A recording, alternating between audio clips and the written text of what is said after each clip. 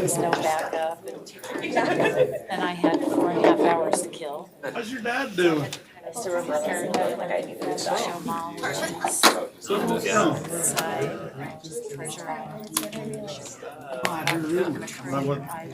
That's true, right? And like this couch, like this money. I wasn't ever babysitting my my dad's building. Oh, wow. I just make it. Doesn't have time for his day job anymore. There was just too much Versus a coaching. She would do semesters and July was involved. That was that. Time and a half. So they're it is really cool. Passionate. The productions are so far. It was a beautiful day.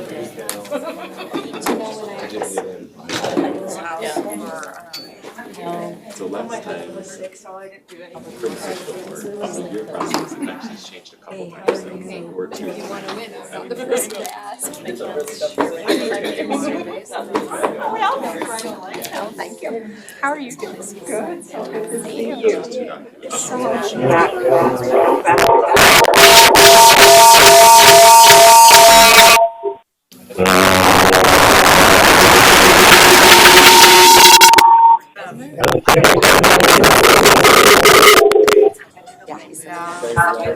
The garage. To talk.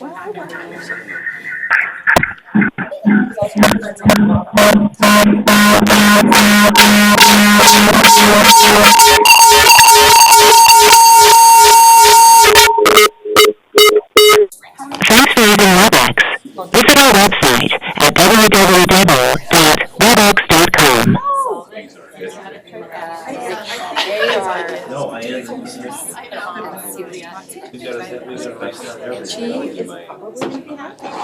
Oh, okay. I love Okay, that. thanks. I really need to run this one. Thinking of Okay, teaching, that's great. perhaps. Thanks. I appreciate it. So are you going to be there? But it would be really neat. Guys, ready to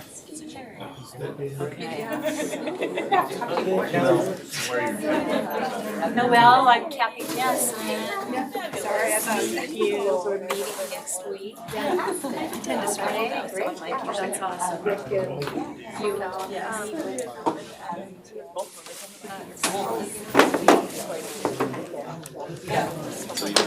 Okay, sounds good. Congratulations on your computer seems to remember. Yes, that's great. Hi. Great. How's it going? Good. The more I learn my new position, the easier it gets. And it's been fun. It's been very Oh, fun. that's why I was excited. There we go. All of these. God. And did you experience what I did? Just an extreme. Realize you're back to work. If you want this. I'm not worried about anybody's safety today. No, I was thinking about that today when you talked to me at the conference. I'm like, I think it's just like this gradual Yeah, lifting of, and it's like, okay, I think I can do this. yeah. I mean, you know, things But good to things see you you. too. Just go through that. Your call cannot be completed as dialed.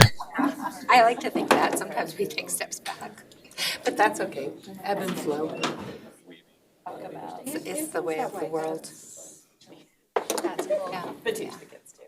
But it's exciting. One nature. Good, good. Trying to turn that ship. Well, they're in good stead with you. People don't know something, but you have to. Yeah, it's like.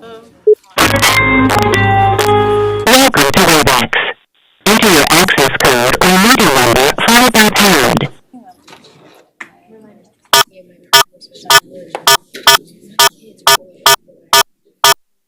Enter your attendee ID number followed by pound.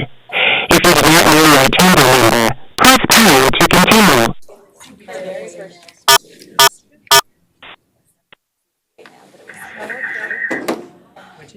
snowshoeing. Ooh, and shopping. fun. Oh, great.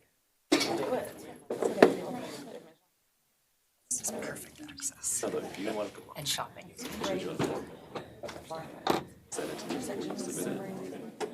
Oh, so happy to provide feedback. Thank you, Todd. Yeah, we're good. I got it. Perfect. Banana. Oh, Because that kind of changes your licensing.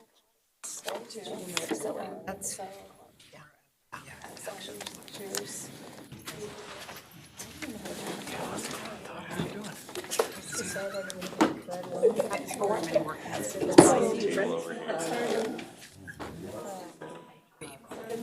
Competition after the first try. I started this competition and it stays really nice.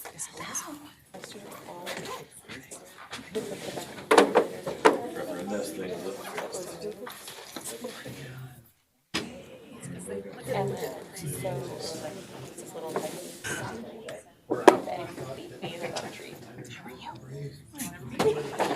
I was so proud of myself. I'm like, hi. You'll be by yourself. Alright, we're gonna go ahead and get started.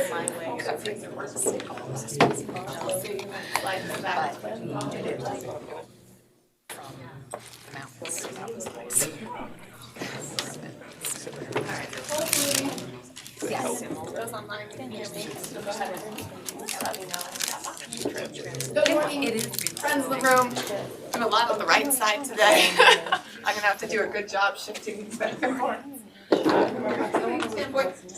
we're gonna go ahead and get started. Today's agenda, we'll do some legislative updates and kind of digging in to the current time that we have given its legislative session. I'm super excited that there's nothing on the Hill this morning because that has been the life lately. So in the Google Drive, if you can't find it, look in your shared drives, look for curriculum directors as the folder, or you can type in this link and it will take you there to have all the files for today and our files from previous sessions. Today is a full curriculum directors meeting, so we have the 9 to 4. We'll have the work groups as well, or the learning teams as well as the content this morning. You'll see we have quite a few items today. My main thing is to try and give you an update on the legislative session. There's a lot happening. There's a lot of money for education this session and a lot of people trying to vie for that money that aren't in education but trying to make it seem like they are. So it should be an interesting conclusion. And it looks like we don't.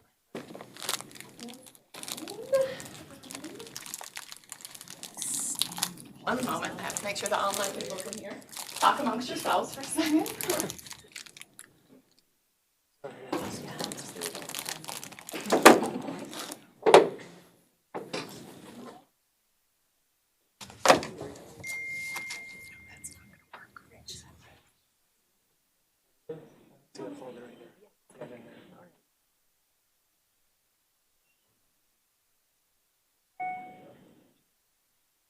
Still be crazy and not see it. Well, this is true. I am guilty of it. But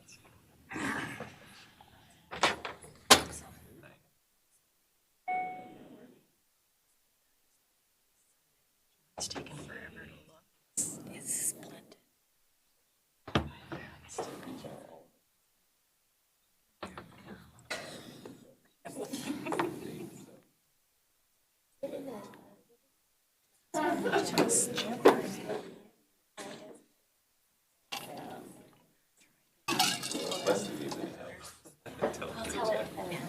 I talked to Jennifer.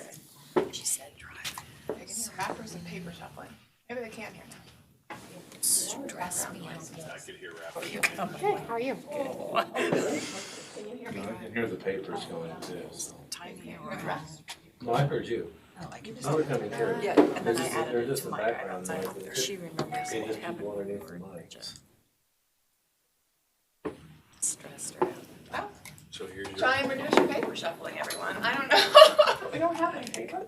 So she doesn't want it. She doesn't want it. Okay. Okay. She's got her head full of muttering right now. All the mics are off.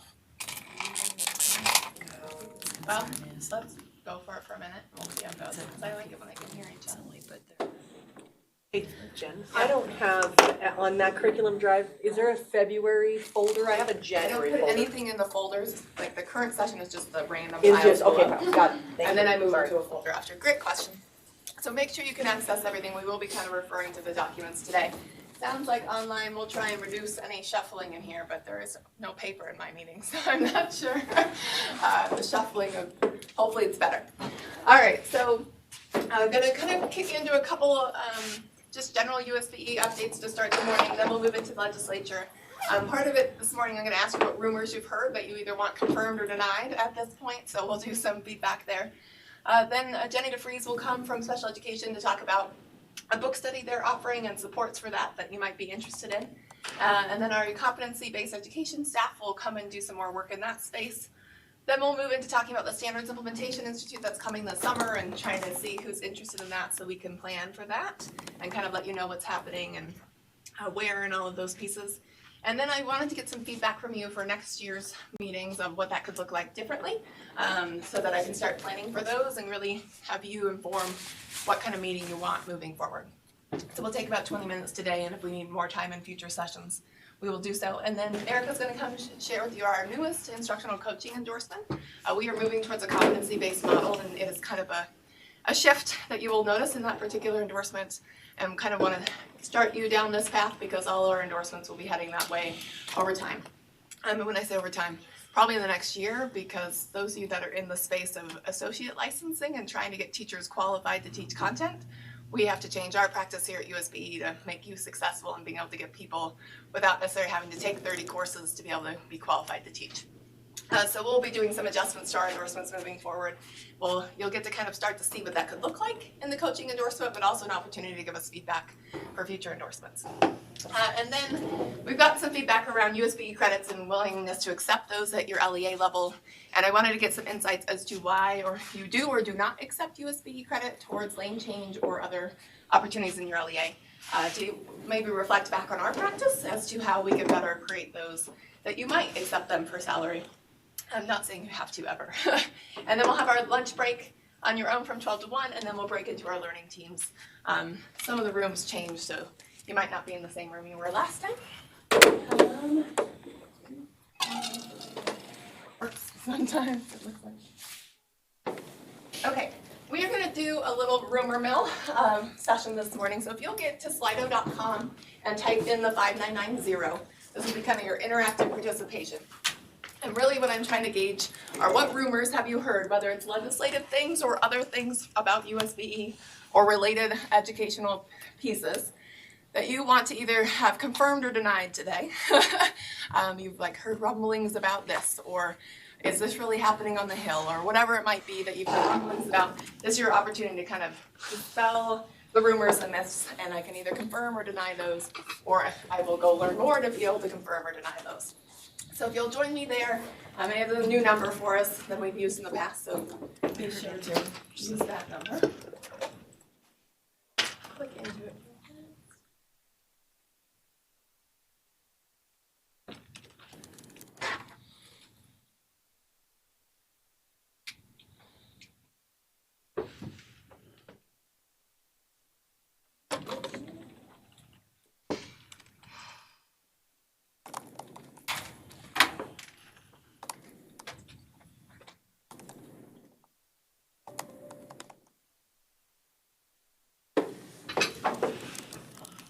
So you should have something that just comes up to allow you to free text. You do not have to create one. This is not a mandatory assignment. But if you have a rumbling that you're wondering about, and it can be related to or not related to legislative session, feel free to type those in, and then we'll kind of look at what options we have, and I'll either work them into the legislative update or dispel them right here and now, or confirm them potentially.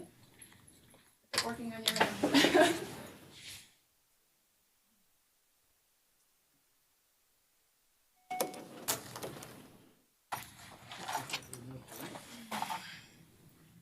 Success or failure?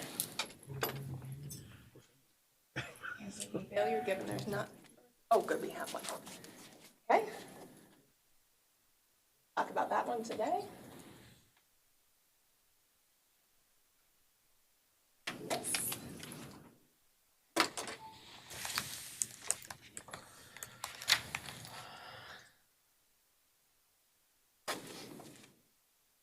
other things you want to know, this is your opportunity. You can ask whatever question you want. And no one will know who asked it, so it's very anonymous.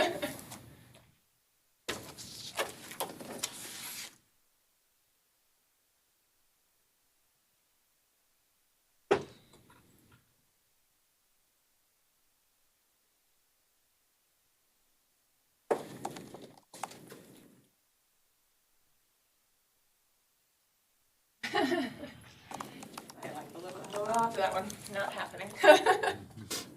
To some level, when you start to break down the programs and the WPU, you really are seeing close to that.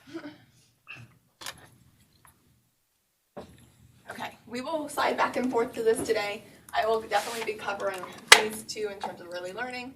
There have been some changes in the scholarship land, but nothing that's been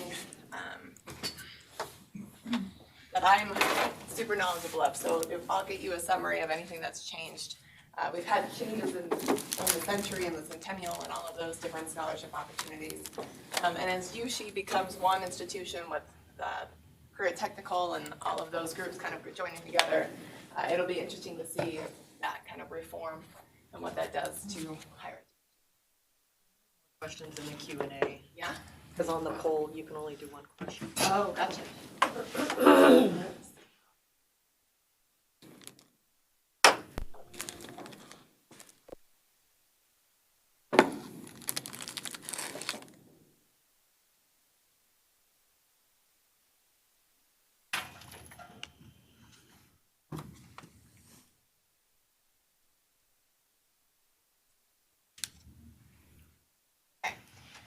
We'll talk about Acadians today.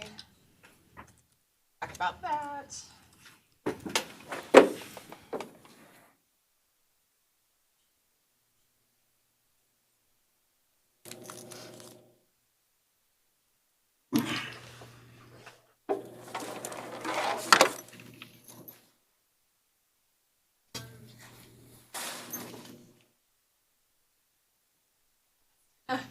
Welcome back. Civics test is what happened on Friday, and we'll talk about that. So, all right, we have lots. I'm going to actually cover a couple that weren't, they're not priorities by us. They were done by somebody else. So I'll start with the civics test.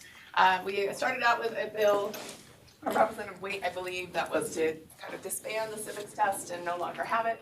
It got really positive commentary in the House, and then it kind of went down from there. So she's revising. There's also another bill coming out from Representative Christensen around this. The revision that we're seeing most recently, I think it came in on Friday, was to make the test happen in 8th grade as part of U.S. History 1, which is where most of you are already doing it, and to allow some flexibility in what those questions are that aren't necessarily as tied to the immigration assessment. But again, you would have control and design over what that looks like, and then to do some pilots as a kind of separate part, but maybe together, around civic engagement and what that could look like at the school level. And so it's some dollars towards civic engagement pilots, with the intent of the civics test was to measure civic engagement. Maybe not the best measure of civic engagement is passing the immigration test. We haven't had a single student not graduate from high school because they didn't pass the test, because you can take it as many times as you want. It's open book. It is very easy to pass at some level. And so given that we were hopeful that this was going to kind of be disbanded, at this point it's coming back in a different way. So likely just to be put into 8th grade, U.S. History 1 is kind of where it's headed, but with some flexibility. So as we know more, we can get you some details as that keeps coming. The new bill is not out yet. If it doesn't come this week, it won't come. It's kind of getting to that point in session that anything that doesn't get introduced or at least numbered this week won't be coming. Because Representative Waite already had a numbered bill, it's just amending that bill, so we haven't seen the substitute copy yet. Questions about civics, it will maintain, but with some differences. When we know more, we can definitely talk about that in March when we meet. Okay, all right, that's civics. USB summer training we will talk about later today, so we'll get to that one. The leadership bill is moving along in session. I have that one on the list, so we'll talk about that one here in a second. We'll also talk about concurrent enrollment. We are asking for an increase in that funding source due to the substantial growth we've seen. I haven't heard much on the school report card. They would still have to have some accountability measure. No state does not have some kind of accountability for this, but giving an A or an F for now that we have our words that we use That would be the part that would change, and haven't heard much about it, not sure how well it's going. I will find out more for you on that one, as it hasn't been a big conversation point on the Hill at this point. Attitude is actually pretty positive from the legislators. The tax reform kind of took some people down, especially those really leading it. But our education folks have been really responsive. I think the hard part is there's a lot of asks, and yes, this year we have a lot of one-time money and the opportunity, but a lot of people, because all the money right now is in education, are trying to do different projects that aren't education related, but are trying to sell it so it feels education related to be able to get money from education. So I think our public education appropriations group is wise enough to not refer those on to executive appropriations to say fund these. But we have been asked in a number of programs to cut. So for example, in early learning, we asked for 18-ish million. They said come back with a proposal for 10, and the likelihood of getting funding would be higher. So at this point, we've given them an adjustment to get to the 10 million, hopefully. But that's the same thing happening in our Usde grant. They said, hey, we can probably still do that, but let's scale it back a little. I think we'll see the same thing in concurrent enrollment and AP. So we'll kind of get what we want, but just not as greatly funded as we are right now, which for some of the programs, we were going for what we should be funded at. Any growth would be great. And so we'll talk about those as we dig into each one. And then the Lexile, some of you probably had a little bit more concern over this than others. We added to the report card, not for accountability purposes, but for awareness. And Sarah can speak to this better than me, that just walked in. The Lexile being the reading on grade level for first, second, and third grade. So you have a percentage of students in first through third grade that are reading on grade level.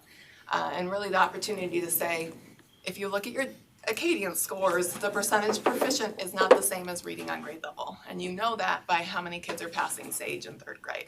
They don't match. So being at that lowest level of OK is insufficient for actually reading on grade level. And as you kind of integrate yourselves into the literacy world, reading rigorous text is the #1 predictor of whether you're going to be successful in terms of a comprehension assessment, any kind of literacy space. And so getting our students to having that level of reading ability is critical if we're really going to move the dial. And so in the past where green was like our goal, green is insufficient for meeting that. If you start to try and correlate kids that are green and passing RISE, they're not going to be as highly correlated as Lexile and passing RISE. Well, you can almost get a pretty close to 1-to-1 match of Lexile readability and their RISE outcomes, because if you can read more difficult text, you can find the main idea. You can do all the comprehension skills that unfortunately we've spent a lot of time drilling out and skilling rather than getting kids to read more complex text. Because if I can find the main idea in a second grade text, I can also find it in third grade because I can read third grade material. The difficulty is our kids can't read the grade level material they're being asked to read. And so that's the change. It has caused some heartburn, I think, mostly because of lack of maybe communication with you of this was coming and here's how it's framed and here's how we're doing it from the feedback I've gotten. So we will do a better job when we make significant changes. This was a significant change. When we talk reading on grade level, I think it has probably changed 4 times since I've been here in 6 years, because we keep learning more and we keep trying to get better at what we're doing. But we need to keep you in the loop a little bit more in that space. So Lexile being Comes from? So it comes from Acadians. So when you look at your Acadians data, it'll have a Lexile for the students. And so what we did is we worked with Acadians to say, what is the Lexile kind of goal? And there's a big range, right? So we picked kind of a target with predicting RISE outcomes. So we looked back at like, what did they get in first grade for kids that passed in third grade? So we could start to kind of align and correlate so that we could back it up. Because when you look at the core, is there a Lexile band for first grade? So it's not something even first grade teachers have really been thinking about. They've really been focused on, are they in the green, are they in the blue, them are good, but really being able to read at a certain level is the greater predictor. And so it's changing our understanding, it's changing your kind of, I'm sure you're grappling with teachers saying, what does this mean and how do we work with this?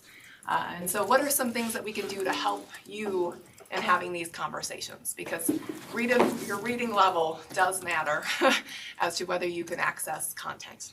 Is there conversation with Acadians to change their reporting? In what way? Just because like we're having to say to teachers it's no longer green, it's a blue, and it's in different places. Yep. And so really their reports right now are based on those fluency measures, that kind of thing, and then making that leap to comprehension. it just seems to me like teachers should be seeing something consistent and not having to like show the explanation that we currently have. Gotcha. Does that make Like sense? it's In insufficient. other words, like that report when it comes out for the kids, it shouldn't show a blue and then say that the kid's not at the Lexile level. It should be showing a yellow. Gotcha. Yeah. And I Does that don't make know sense? if, So like And one. piggyback to that, Yeah. well, I used to call it the Biggest SB 150 letters Yeah. that say Yeah. not reading, Yeah. needing, so that gap between I call it the black bar of death now, the Lexile sub scores, and then what used to be the reds and yellows Right. need that letter, now I think the black bar of death and below now There's need even some support, greens, right. Yeah, and I think that's the part, if we start working towards what the communication looks like to support you all with teachers, like I see it in a couple folds, like teachers need to understand it, but families also need to understand the differences, which then also, you know, how you guys respond is something that we could work towards is just some resources. Acadians, they continue to develop and work on their work. They worked with us directly to kind of say, as they said, we're gonna put reading on grade level in the report. Do we just do benchmark status? We already held accountable for that in a different space. And so we didn't feel comfortable holding two spots kind of similar in data. And to really say rigorous text is what's going to predict these outcomes. Green is no longer our goal. It's really finding that Lexile piece. I think it sounds like maybe It's some green tools is for Lexile. communication. Go ahead. It would be a green, it would be green if it's the Lexile. Right. But again, But I it's think not. that, right, I just think that even talking that aloud around our table, Yeah. who can think about it deeply, and then moving that to teachers and parents. And some of our teachers even sit with their kids and go through things, so I think if Well, we I think can for figure out how teachers to to know why communicate that. Lexile, right? Like that, most of them have never trained on what Lexile is, nor the value of it. So maybe some resources from us to help with that conversation. I'm not sure where Acadians is headed in the world of Lexile. I've been out of that conversation, so if Erica or Sarah, you have anything to add from them, but we have taken that more on. We are in conversations with the Metametrics folks to add Lexile potentially to RISE and be able to have that coming out, because then you have this continuous data point that you can take from first grade of a Lexile and all the way through 8th grade and have a Lexile. It would be a nice standard data point that we don't have right now, right? We go from kind of Acadians to RISE, and then we move to Aspire, and so we have kind of this broad range that doesn't have any consistency, where Lexile could allow us some consistency that I think we could move through the grades. So there's some value in that, and it sounds like from listening to you and some of the calls I've received in the last few weeks, there's some resources to help us communicate, but to help train our teachers on what does this mean, how is this useful for instruction, because ultimately we want kids reading at a rigorous level. And that the cut scores that we set for the rigor are the ones that are predicting those outcomes later. So you can feel more comfortable as a teacher saying, okay, they got to that level, they're likely to continue. As you've seen in our state literacy data, middle of first grade is kind of highly predictive of whether they're gonna make it by 3rd grade. We wanna try and help not like give up in the middle of first grade, we wanna keep working. And so what is it in 2nd grade that if I hit that target, I'm likely to still make it by 3rd grade? And we're doing a study right now, which I'm calling the windows of opportunity, to help the legislature know that early learning is going to matter, that there are certain windows that are closing at certain ages in our system, that if we don't intervene early enough or provide high quality instruction early enough, our system, the way it's currently designed, is not strong enough to move students, bulk of students. We all have successes with students, but to move 50% of students later is not really happening in our system at this time. Yeah. Okay. Second one is The target Lexile, yes. So the target Lexiles will be released. So we will go through and as part of this resource, share with you, here's the 1st grade target, 2nd grade target, 3rd grade target. Sarah? They were released about a month ago or so from the Okay. assessment department, and we also released it through our literacy directors. Will you send it to me and then the curriculum directors? It's being updated based on their feedback, so when that's done, I will send it to you. Okay, perfect. All right, and then Acadians 4 through 6, we do have a proposal on the Hill. It just got heard and was unanimously passed. Sarah did a great job last week asking for the flexibility with Acadians in grades 4 through 6. You will not be required to test students in 4 through 6. You will not be required to test all students in 4 through 6. It is ultimately the greatest flexibility you can have. You can choose to test or not. You can choose which students to test or not. It will be up to you what that looks like. So that one is moving through. It's not a big ask. We're hoping that we tried it for last year and didn't go so well. This year it's gone better. So we're hopeful that that will pass, really to give you the opportunity of what do you need, knowing that we've heard from enough LEAs that it would be helpful to have this continuous data point rather than falling off at 3rd grade and not having anything. But there won't be a requirement that in your district that you have to give Acadians to 4 through 6 to any or every student. It will be up to you whether you use that service that will be provided.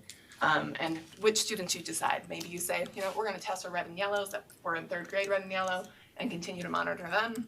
Totally up to you what that looks like. But there is a lot of flexibility in that one. It did go well in the Senate. So back.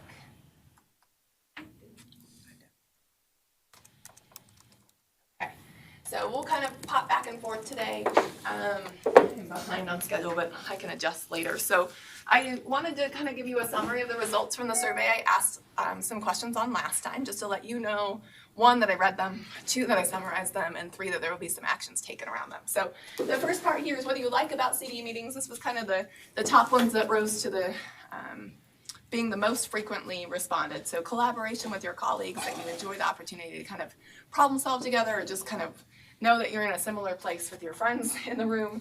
State level information that informs local work. You're appreciative when we give you information that can then inform what you're doing back at the local level.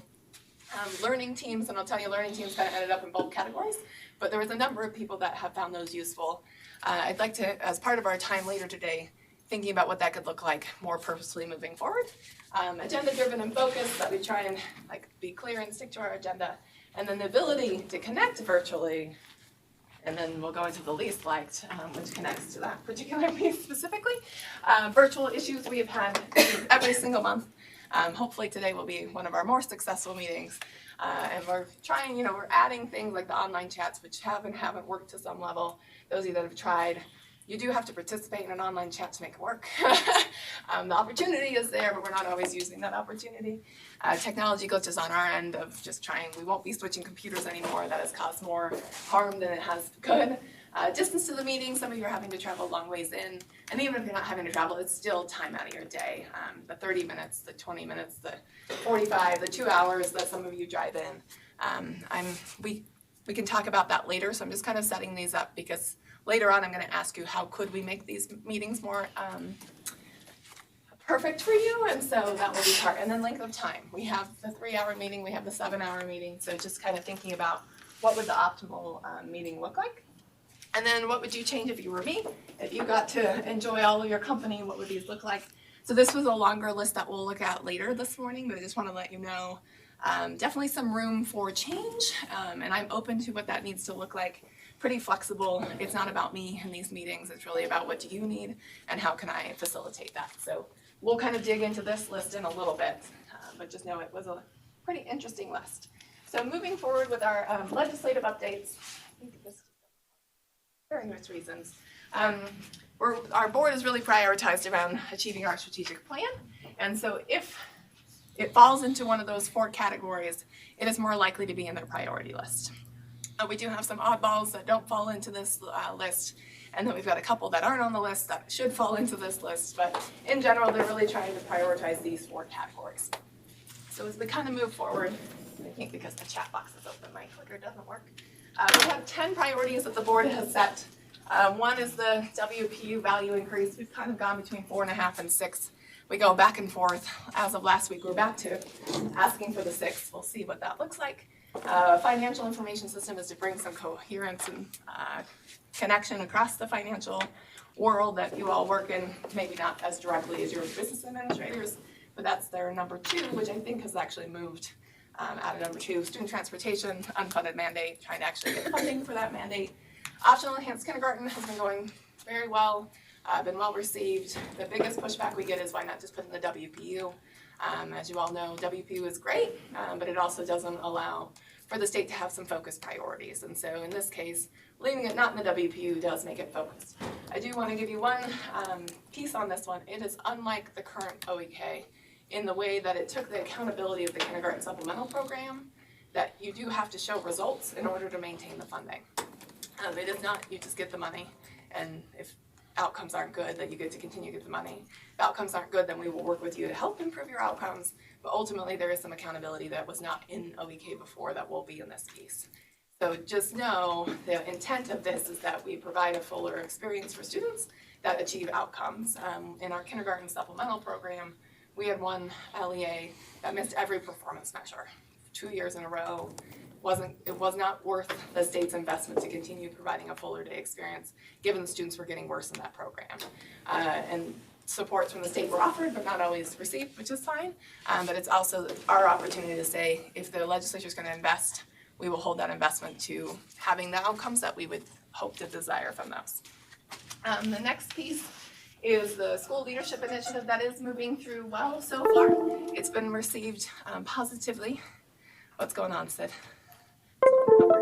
Is it working? That's the chat box. Oh, it works. Excellent. Thank you. This is the one that would allow you to mentor your new principals, allow to kind of provide professional learning time for them. A lot of you have that time, but the mentoring is a struggle that, depending on your LEA, being able to give them the supports and things. So it's a pretty big ask that you'll see there.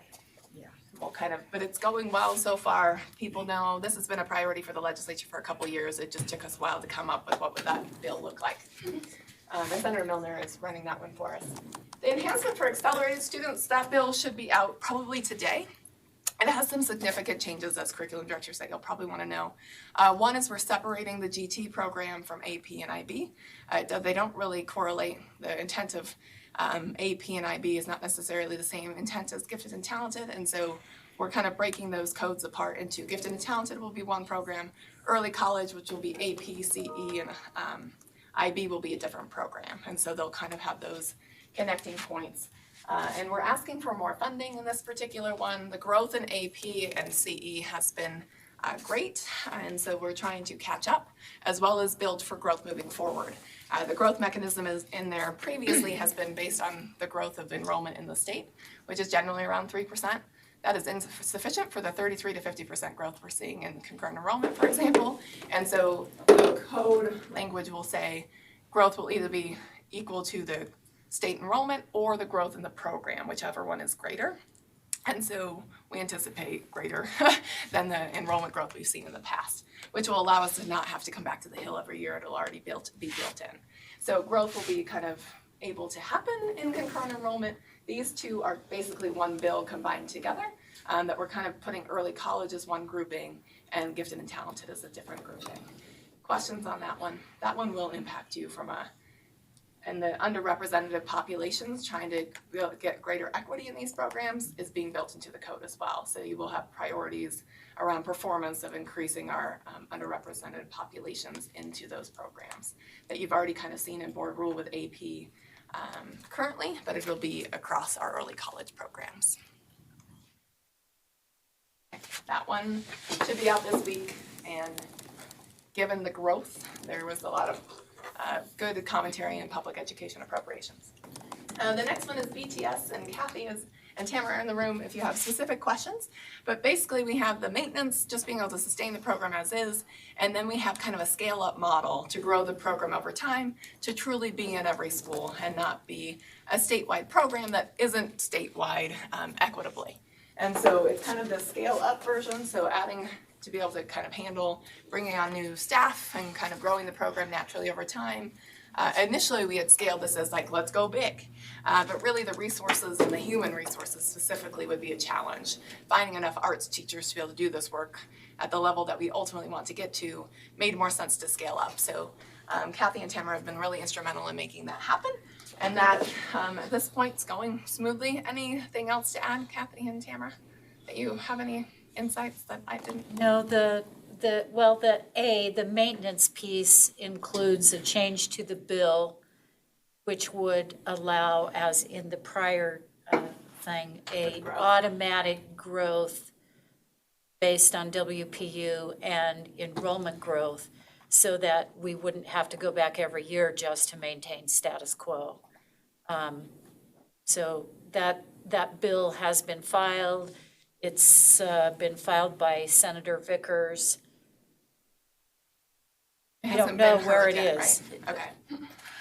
The Senate has been holding a lot, so let's just say there's gonna be a lot rolling out this week, and there'll be a lot of bills heard in one day, so they'll be quick. The Senate's been holding, moving anything out of rules for some reason, but I got an email from Senator Maine saying she's expecting like a lot are gonna roll in the next, we only have 3 weeks left, so they have to start rolling, which means things will be heard rather quickly, and not in as much detail. Like Senate has been like 3 bills a time. When you have 2 hours, that's a long time. I spent 90 minutes up for, I think it was OEK or one of them. And so they don't usually give that long to a particular bill request. So they'll be a lot quicker asked. So we're hopeful to be able to expand the arts program more greatly across the state. The University of Utah Reading Clinic does the one-on-one tutoring across the state. The board has prioritized their request. The early childhood grants is to be able to maintain basically status quo. We used to be at 12 million, last year we went to 9. We were able to kind of broker some funds from another program to be able to cover the gap. But if we don't get the gap covered this year, classrooms will have to close in the preschool space that we've been able to support in the last few years. So that one is one of the top 10 priorities for the board, and kind of hits at early learning. The other one that has been moving through, and when session started, we really didn't think we were going to have as much traction as we do right now, but it has gone pretty well, is the quality instruction, the early learning training and assessment bill, which we call ELTA, just because it makes an acronym. We had ELITE, I think, at some point, but we had to get rid of it. And so this particular one, like I said, is the one that we've tried for about 18 million to make it a little more equitable. At this point, we had to kind of drop it to 10 million to get it to pass. It does still provide professional learning dollars for all, however you decide to do it, but it's going to be based on your pre-K through 3rd grade teaching population, where you might just target a grade or 2, but you'll be given money for the whole population based on the numbers of teachers you have in that space. The other piece that's kind of gone down is the competitive grant piece, which is around coaching supports. So having implementation support coaches to go along with your professional learning, and particularly those are for the rural regional service center, LEAs, and charters. And so that particular piece, all of the pieces were cut, but that piece was cut as well. And so less there, but we can scale up and have some of you start with us in the competitive grant, show some more proof of concept and seek more dollars in future years. So there'll be a formula grant, that will be the professional learning. There'll be a competitive grant, which will be the coaching supports. And so that's kind of how that one will play out.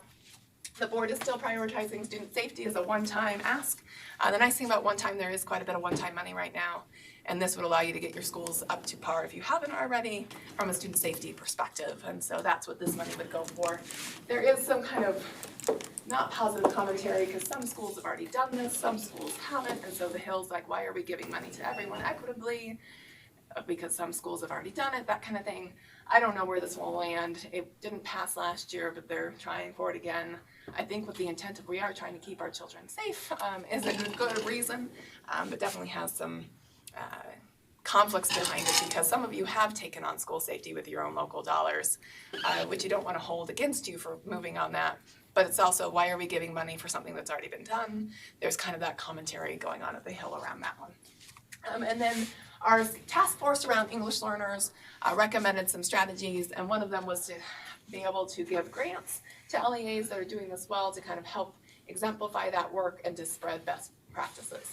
And so that particular one aligns with the strategic plan but has not been prioritized. So these are ones that align with the plan but aren't on the board's priority list at this time. They did send up, they have colors. So the salmon list is the top 10. The yellow list is the next ones, and the next list is like 25 more requests. They sent all of that up to the Education Appropriations Committee on Thursday. So this week is when they start, the Public Education Appropriations actually meets, I think it's today, to start prioritizing on their list of what goes first over to Executive Appropriations. And so tonight you'll see the first kind of list of ordering of priorities coming out of Appropriations.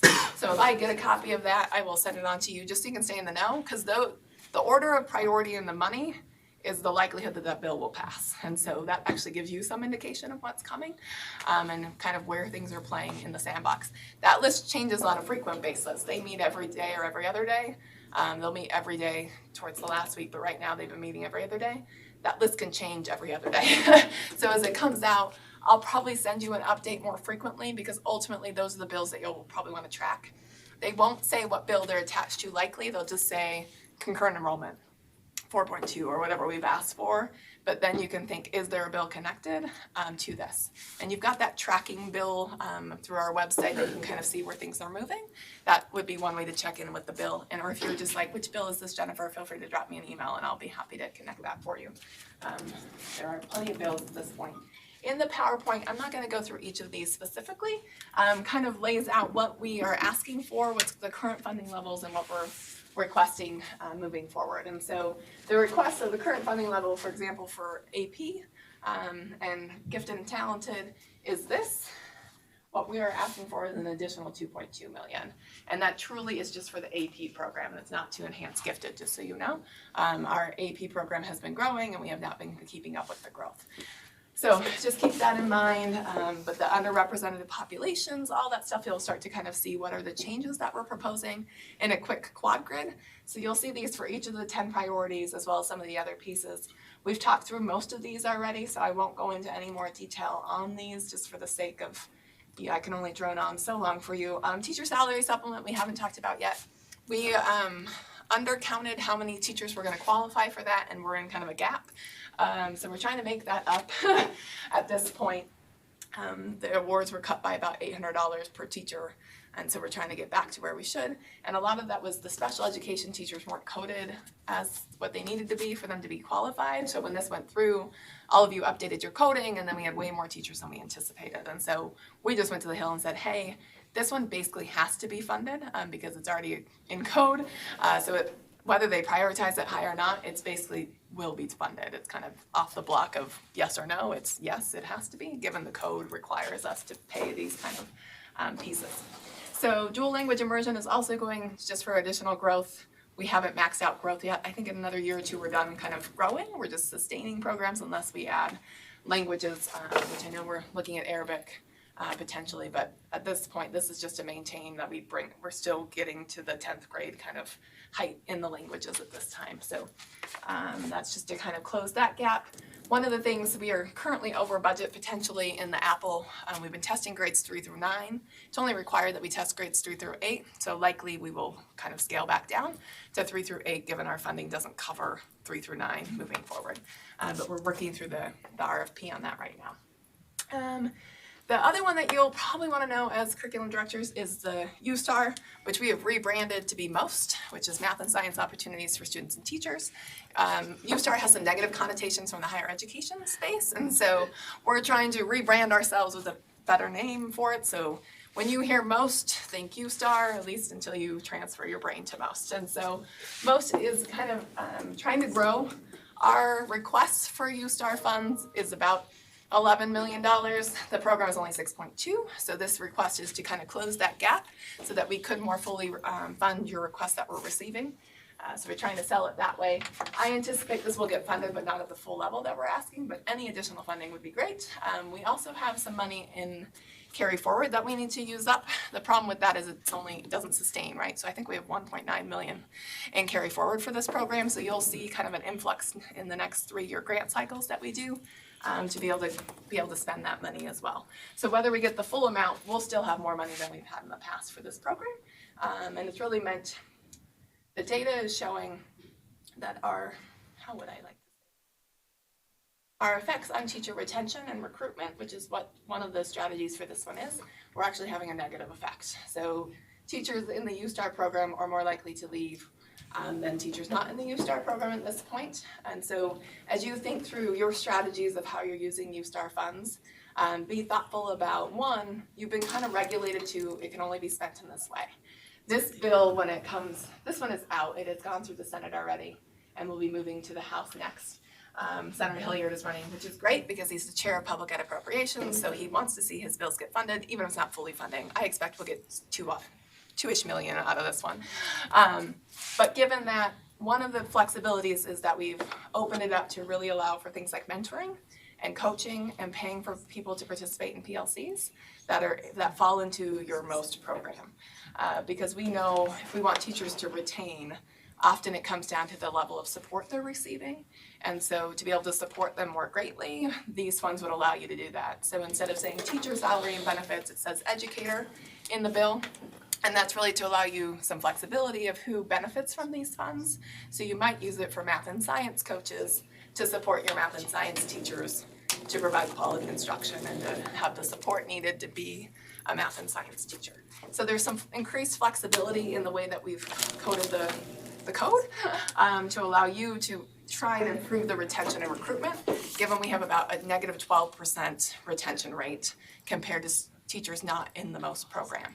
Some of that, just to put it out there, you can hate me, is that we are taking away their prep time to give them another period, and to some level that's burning people out. And so thinking about if you can use the funds differently, what might that look like? I do anticipate the code is going to pass no matter what. So whether we have more money, you'll have the flexibility of what the program looks like moving forward. And so just something to start planting the seeds. If you're the person over that or you have someone over that, get them to start thinking, how would we do this differently? Knowing that retention and recruitment is one of the primary reasons of this bill, but we are not having that impact. And so we're going to the Hill saying, this was a priority, it's not working. We would like to have some flexibility, and that's what the bill has in it right now. Questions about that one?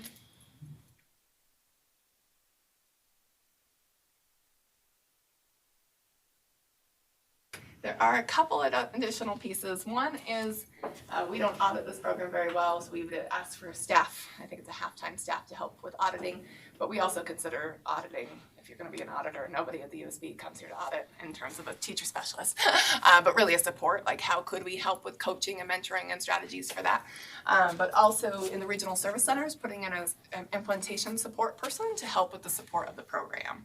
That if you're in a regional area, that there would be somebody full-time in those regional service centers to help support implementation of the MOST program. So trying to help our rural and charter schools in those regional service centers with that kind of support, given that that's been a difficulty for them.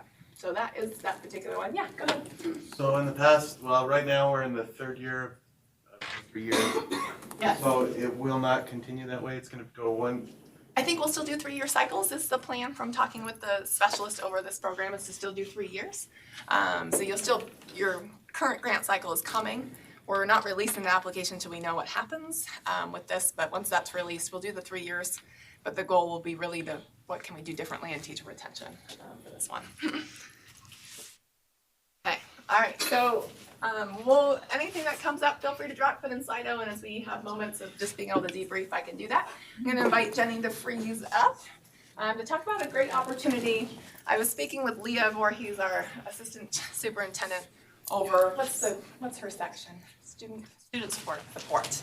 And she was mentioning a book study that she was going to start with her group, which is special education directors. And I thought would actually be very valuable to curriculum directors, in that high leverage practices aren't for special education, they're for all students. And if we want to change outcomes for the quality of instruction, high leverage practices is one way to do that. So Jenny's going to share with you an opportunity that you could participate in, or someone in your LEA, to get the information to be able to improve our practices for student learning. So I'll hand it over to you. Thank you. Good morning. I'm excited to be here with you this morning. And hello, shout out to those who are online in the virtual world. I'm looking around in the virtual world. I'll be real quick and real brief with this. We are facilitating this book study. And we are excited to be able to share this opportunity with you guys as well, so that you guys can actually have a collaboration piece as well inside your districts with your special ed directors. We are also going to be collaborating with our higher education folks. So this is actually a really great opportunity for us to open those lines of communications with them on how maybe we need to start, well, we know we need to start making some adjustments with higher ed for our teacher prep. So we are including them in this, and so far we've actually got a great response from our higher ed folks. Just to give you a little bit of background on this, the layout of the book study is going to be a little bit different. We're not going to go chapter by chapter. We've gone through and picked out 4 themes from these books, from this book, sorry, not these books, this book. You can see them there, those 4 themes. We are going to run this through Canvas as a Canvas course.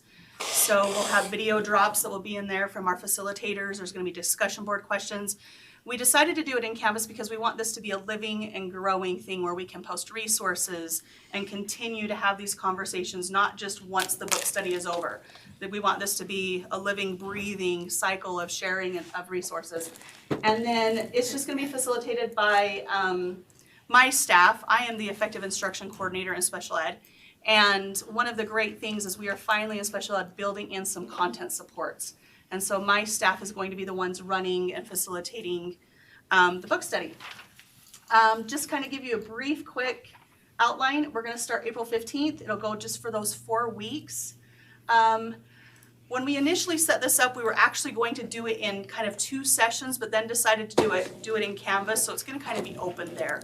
We're going to kind of do the video drops on those dates, but really you're going to have access to it. So you don't necessarily have to attend during a session, but these will be kind of blocked out times that we've blocked out for our facilitators to be available through the discussion chats. And we would like you to register through Midas, because that's how we're going to push out information, is through the Midas links. So if you could register through Midas, that would be great. And the High Leverage Practices books will be provided for all curriculum directors, all SPED directors, and all of our higher ed partners. So we have them. They're here, they're for you, they're up here on the table if you want to take one. For those of you in the virtual world who are not here, I am more than willing to get you one. Just reach out and let me know that you want one, and we will get it either dropped in the mail or we'll deliver it to you. We want to make sure that everyone has access to this book. There is a flyer with some of this basic information as well that's included with your stuff. Registration's open now, and we're excited to get started. If you have any questions, feel free, reach out. My email's there. We'd love to have you and love to have you help with this. Yeah, we're excited for it. This ties into the top 5 HLPs that we landed on as a state. We've embedded those into teacher preparation. They'll be added to the rule in March to say, hey, these are the things we want our teachers coming in with, at least some basic foundational understanding that we can expand upon in service. But the high leverage practices thing isn't going away. We're actually going to be kind of ramping it up. So as we take on our effective educator specialist staff in my department, we're starting to build modules for the top 5 HLPs that we'll be focused on as a state. This is a great way for you to kind of be introduced to all of the HLPs and be able to dig into the ones that make the most sense in your LEA to bring some focus to.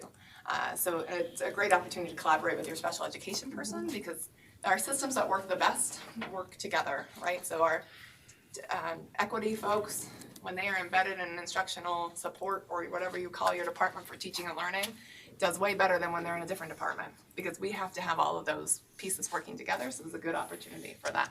Thank you for coming. You're so welcome. Absolutely, anytime. Okay, and then our books. So when we have the break, I have 2 things that you might pick up today. One is the books. The other is your kindergarten pamphlets. They are ready for pickup today, so we'll talk about those at break time for you to do that. Jennifer? So, yes. What about USB staff? Say it again. Specialists, USB. Are you good with specialists joining? Absolutely. Okay. Absolutely. We'd love to have you. Anywhere we can get this and push this message out, like Jennifer said, this is not going away. This is just going to ramp. And so we would love to have anyone and all join us. So thank you. I lied with when break is. It's not break time yet, but I actually think if you're okay, can I do break first? I think they'll be more fresh for you. All right, so we're going to take our break now. We'll do 10 to 10:15. And for some of those, I just feel like I talked at you for hours, so you need a break. There are the kindergarten pamphlets upstairs. If your LEA has picked them up, it's signed off on the wall, but if they haven't, if you wouldn't mind going upstairs either now or later today to pick those up, that would be awesome. We try and get the bulk of them out this way, and then those that don't get picked up, we mail out. But it's kind of that time of year where you're starting to think about kindergarten roundup, and so those pamphlets are here and available. If you go upstairs, like you're going to licensing, just walk through. They're on the table right there or in the cube on the very end. You're happy to go up and pick those up, and when you come back, we will move into competency-based education. Yeah. Feel free to get a book if you want to join the high leverage practices, or if you just want a book, you're happy to share.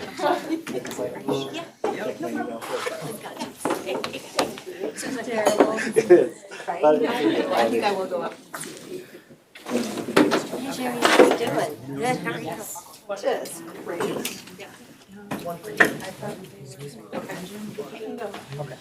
Let me grab you a book. Okay, oh, that'd be awesome. Thanks. Hey, Jody, just so you know, the school district hasn't done students for a minute. I haven't heard anything still. Although, I mean, gonna run up and go get although I think we know. How long ago did you sign? Thank you. Which part? Okay. I guess not there yet, because we all know how long it takes. No, he's not there. So I'm ordering 30 more so we can decide.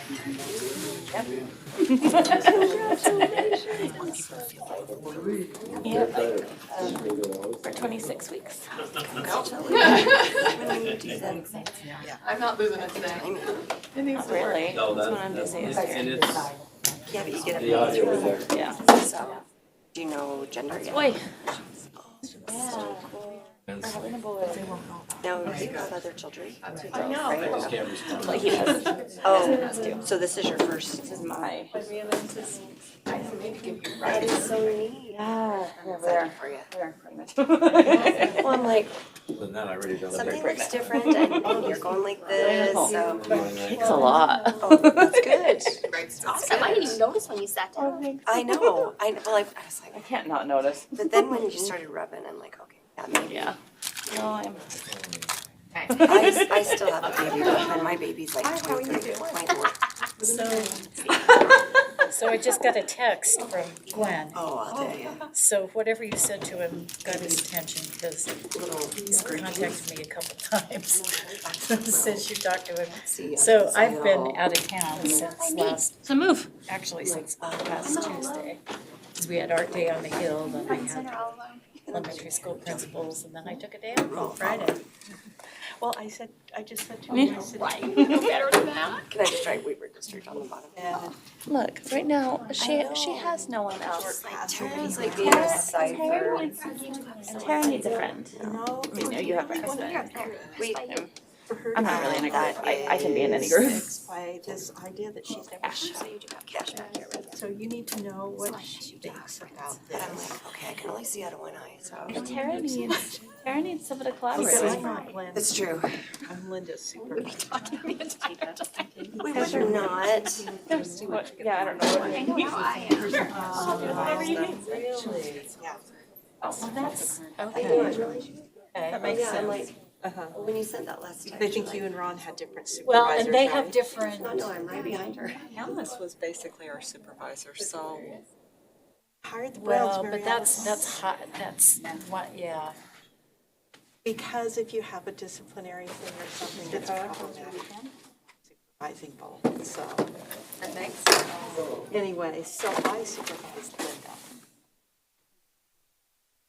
I supervised Glenn, but now Leslie's gone, so. Beck, probably.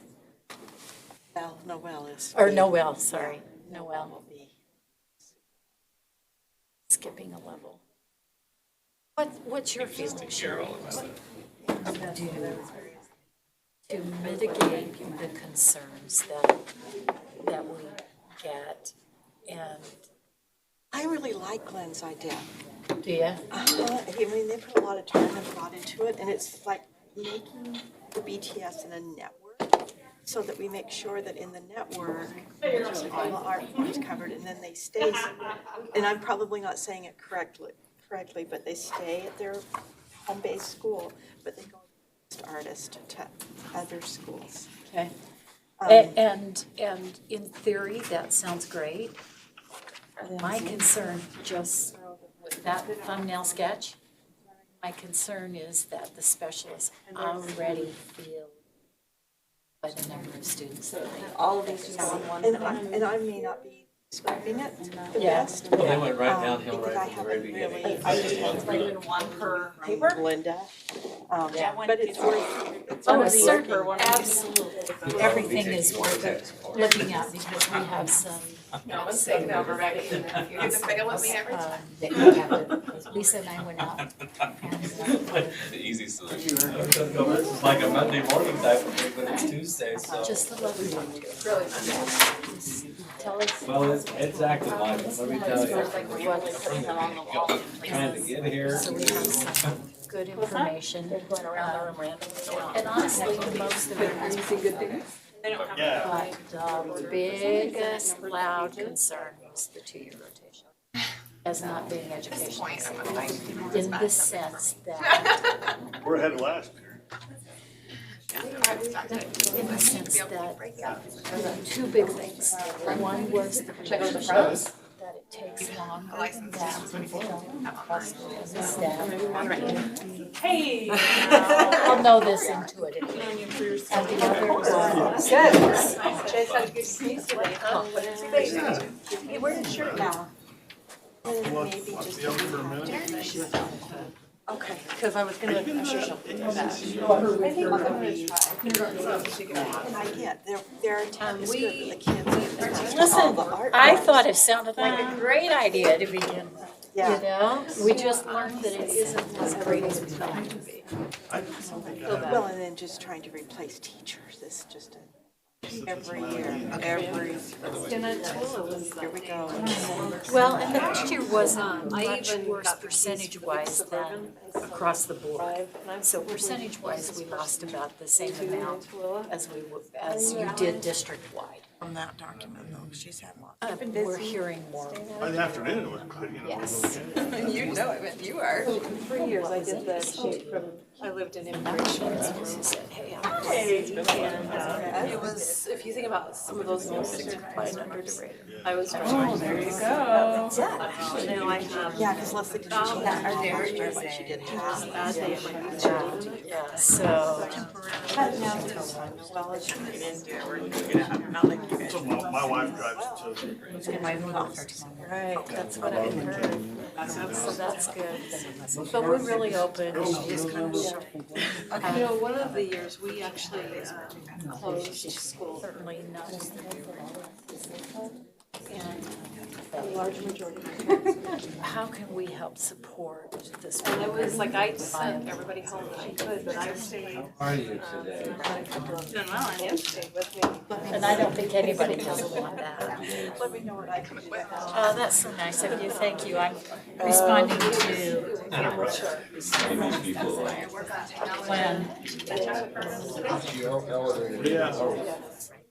And normally from immigration, they have societies only. You know, at that time I used my husband's gigantic. 2 or 3 So we sold that right quick. Yeah, that's her English learning. She owns that. He always told me, he said, even if you rest structure, not people around me might not understand. I always felt safe. We'll do that. So that's not a Yeah, it's problem. too, I know how it is. It's cumbersome. Start back up. Right. My much better. I'm gonna go this way. A lot of reasons. Usually I don't. No, it was great. I was sitting on the best. Technology is just like having now. Batteries in here, but maybe I don't. Or maybe they died enough. I want to hear slop. I'd have to warm up. You and your Dr. Pepper. That kind of a day, huh? I didn't even get the one. I have a pop. I should have got 3 before I got here. We might have been better.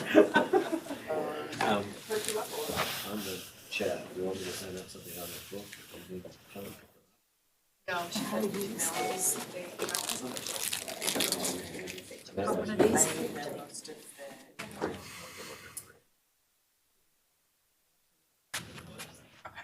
What's the book? Good, how are you? Good, thanks. All right. So we're still trying, man. I believe you. I didn't go into it, It's but awesome. on that And maintenance. they're short summaries, so it's not Oh, I like those kinds of things. overwhelming. Have a short attention span. So Right. Well, you have to Heavy, decide but if you just pick the strategies you're interested in, it's like, to take the responsibility for teacher increases. Yes, it's 95% of our budget. You have to be up when you're hurting. How are you? So well, how are you? Good. How's Sarah? is she, they'll, So, much to her chagrin, earlier this year, she was I just looked on the tracking. they decided to do some competitive teams. I got a notice that it was updated today, but I couldn't see that there was any. You know, maintenance piece. Okay. But they came to her and they said, oh, we want to be competitive teams, we want you to be the coach. So they had a big tournament up in Interestingly, it's the maintenance that they dance fight. competition up in Portland. Because they don't want to be locked in. Her daughter's team. You need to understand why. It's such a big deal. It's so small. No, It's like, you know, It's more, it's. Yeah, it's it's worth more, yeah. $600,000. But she, and then one of the other teams took third, so they have to go up in the studio. But we'll keep in touch. What I'm really hoping to do is Put the pressure back on him. doesn't come through your city. It's hard for me to speaker. Places where I can remember. I'll add big contacts like you. We'll get up there. Our guest speaker today. I can get up. Real short turnaround. And the session. When those are due. No, you did? Hey, do you know what? You ought to just lift this thing, all right? I don't want you to go back. You've lost. I know.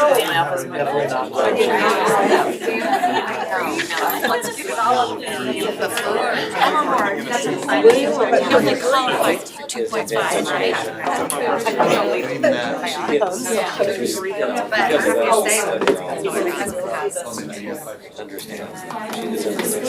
None of them are over 750. Well, the problem is the second one. But this one is in my feeling my ears. What I remember. When he went to the doctor, they were both really red. So what we need to know from you is how. No, half time exactly. No, she's not. Like pictures don't quite. You get a pretty good picture. It's never dark. Hey, I'll have to. Which I'm guessing doesn't have to have I'll share it with you. She's just a visiting artist. Yeah. And we get that. She's so delightful on so many levels. She appreciates. Hey, Susan, how are you? It's good to see you when I saw your People. And I think Hey, that. what year was that when we did that? And she. That had to have been like 95, Best 93. by their ability. Yeah, these are absolutely. But she was at Okay, well, okay, Exactly, so that's how what old I'm is twins? thinking of. They just graduated from The things that we teachers.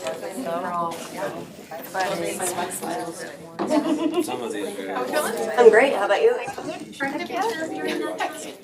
All good? It's all good. I'm not fighting with this. Well, to call it your San Francisco. I think about it as I watch this presentation. And she's also. Yeah. And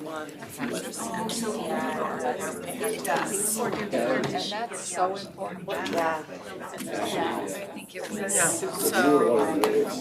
One of the team captains in that. I guess so. I really like That was when the rock. You're not promised. No, you're never promised that. And each staff, assistant principal. Oh, yes. Because you've got to be motivated and driven to achieve their achievement. That was kind of nice. Also helps to have somebody in their phone. Yes.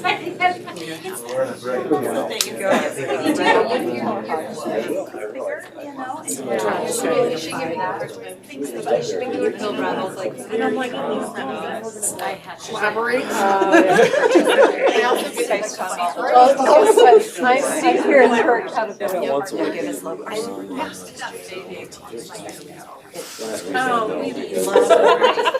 They were busy. She came back. Just a little box. What's that? Just a little box. Yeah. Yes, it'll start. Yeah, how are you? Like Sunday. What's our cohort? There's also. Oh, you are? Pink couch. Why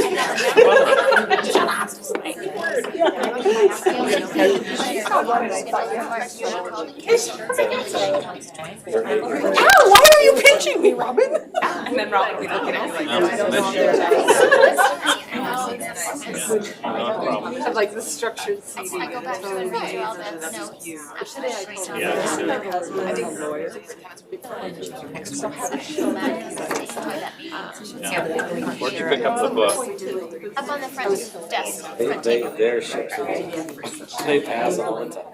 You work, you know, it gets off around 5 and it starts. All first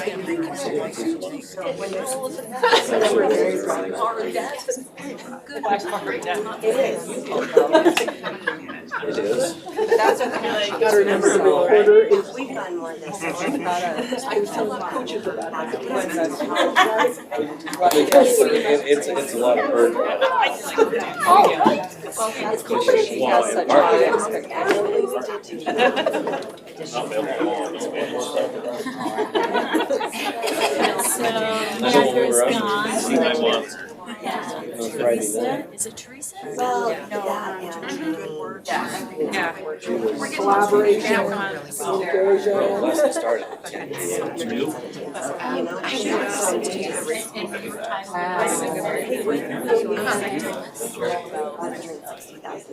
I just ordered 30 this book.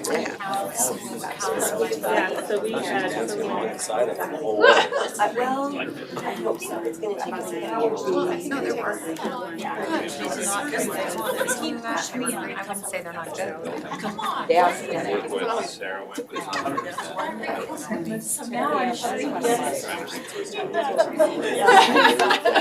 Exactly. It's not on camera. They're willing to do.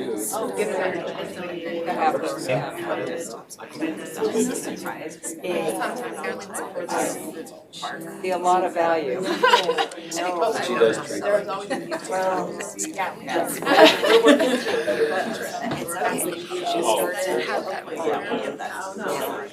Let me know what questions you guys have. Let's direct. Thanks.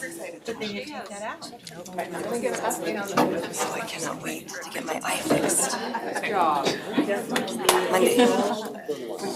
Yeah. Come on back. Well, I don't until Thursday morning. I don't see that happening. Thank you for wandering to get your kindergarten pamphlets. Box back there. All right, we are going to kind of move on. I do want to revisit one of the questions from Q&A And Utah will recognize. related to the Regents Scholarship question.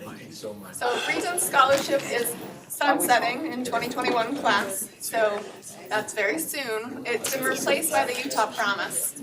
The Utah Promise does have an amendment on the Hill for that particular scholarship program. I haven't looked at what the amendment is, but it's being heard, I think, today in the Senate Education Committee. So Utah Promise is a replacement, and it's a need-based scholarship, unlike the Regents was. So Regents is going away. You're moving to the Utah Promise Scholarship. So there is a bill out with an amendment. I'll take a look and see if that's of any material to you. But just to answer that question that came online a couple of times around Regents, it is sunsetting and will be replaced with the Utah Promise Scholarship. So if you have any questions around that, let me know. And we're going to move on to having Sid and Christine present on the C and CBE, which is competency. So you can get excited. We're actually going to help talk through what is a competency, what does that look like. And then next month, we'll have Sarah Young come and actually lay out what the Utah competencies, what the process is going to look like moving forward. So you have some kind of future planning support of what to do at the local level, knowing what might be coming from USBE. So I will hand things off. Good morning. We're excited to be here this morning. During the break, we had a short discussion with the people that are here about what that C stands for. And a couple of us were like collaboration, communication. And it was really interesting. A couple people volunteered to come up and show us a collaborative dance with some poetry. But we thought we better just narrow that field, and that C is going to look at competencies today. But thank you for volunteering. We wanted to come back to what we talked about. Which still could be an interpretive dance, just saying. I like that, you're right, we gotta be open-minded and flexible, yes. Our remote is not, we grabbed the wrong one. Click on the screen and then the remote should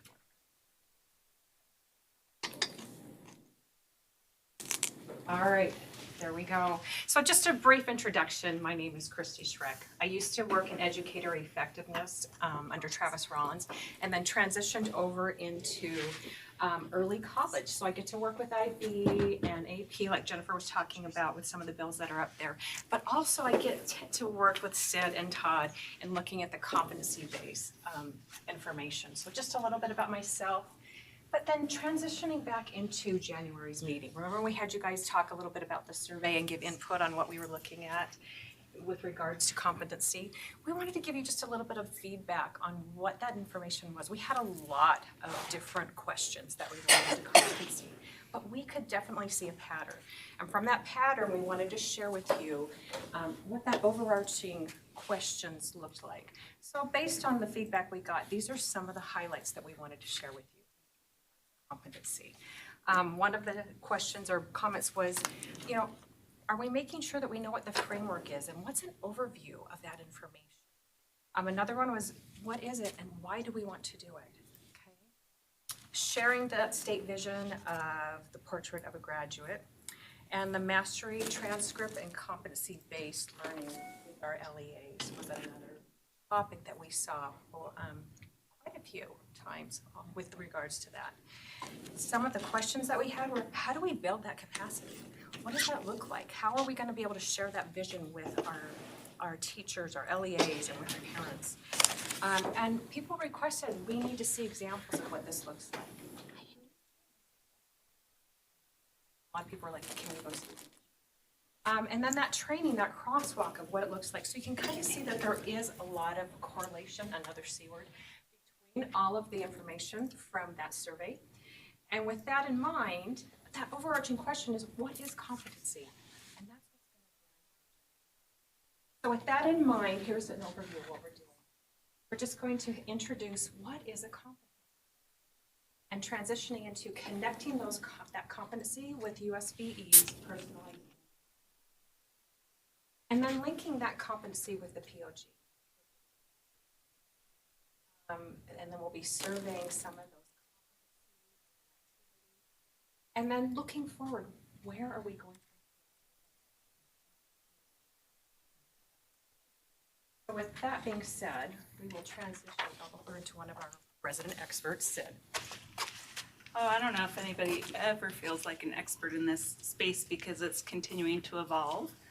But we're definitely learning alongside you and sharing what we know and the resources and tools we have to help you to wrap your brains around what this looks like, what it feels like for a student, for a teacher. A lot of the questions from your survey will guide our competency-based segments in this and future curriculum director meetings.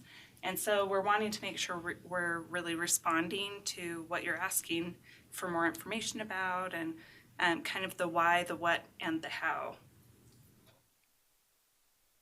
So USBE has been drafting our own version of the definition of personalized learning for some time now, and this is the definition. So we now have a statewide definition of personalized learning.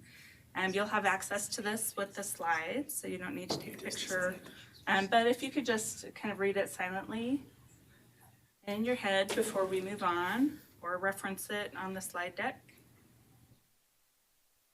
Get to these slides, you have to click on the little image on their header slide because theirs are a Google slide deck. So just be aware it's not in the actual slide deck you have, but it's linked in the slide deck. Thank you for that. Yeah. And what's the last word of the definition? Competence. Okay, so competence and competency, related words, and that's what we're talking about today. So where have we heard competence or competencies recently? Christy referenced POG is what we refer to it in shorthand, but the portrait of a graduate. And the portrait of a graduate has 13 overarching competencies in different areas. Mastery is blue, autonomy yellow, and purpose is green. And essentially, these 13 competencies are the knowledge, skills, and attributes or characteristics we would like for every graduate of a public ed system in Utah to have and to grow in progression as they move from pre-K through 12th grade, through whatever college looks like, or post-secondary education, certificate programs, associate degrees, bachelor's, or further. So now we'll take a closer look at one from mastery, one from autonomy, and one from purpose. So this one has to do with civic, financial, and economic literacy.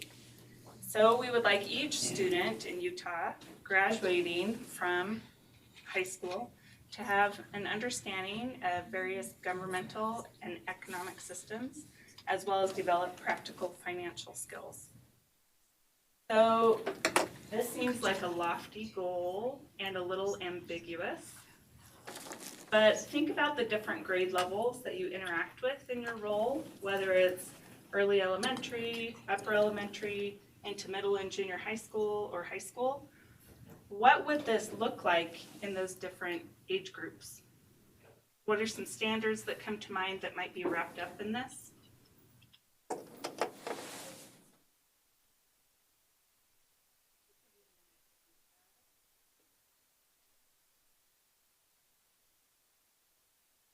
Standards or competencies? Any of the above. Okay. Any of the above. What knowledge, skills, and dispositions would students need in order to demonstrate competency for this, or demonstrate knowledge, skills, and attributes of this one from mastery?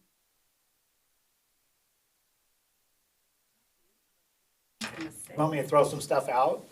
So financial skills, being able to rent an apartment when they go to college, being able to open their own checking account and keep it balanced, how to make deposits, withdrawals, be able to plan what they're going to do for a month and stay within that budget. I mean, those are just some practical things. We don't want kids to be stuck at home. We want them out doing cool things. Awesome. Yes. And so to piggyback, credit cards, interest rates, and then understanding interest rates to financial markets when it comes to economic systems and why that matters. Great add-on. Love it. I'm just thinking like financial literacy standards could be potential like drivers for what this could also mean. Yeah, I like it. In order to arrive here, what would need to happen in lower elementary, upper elementary, middle, junior high, as we're approaching the high school and that transition to becoming an adult? What would need to happen in those lower grade bands in order to achieve this?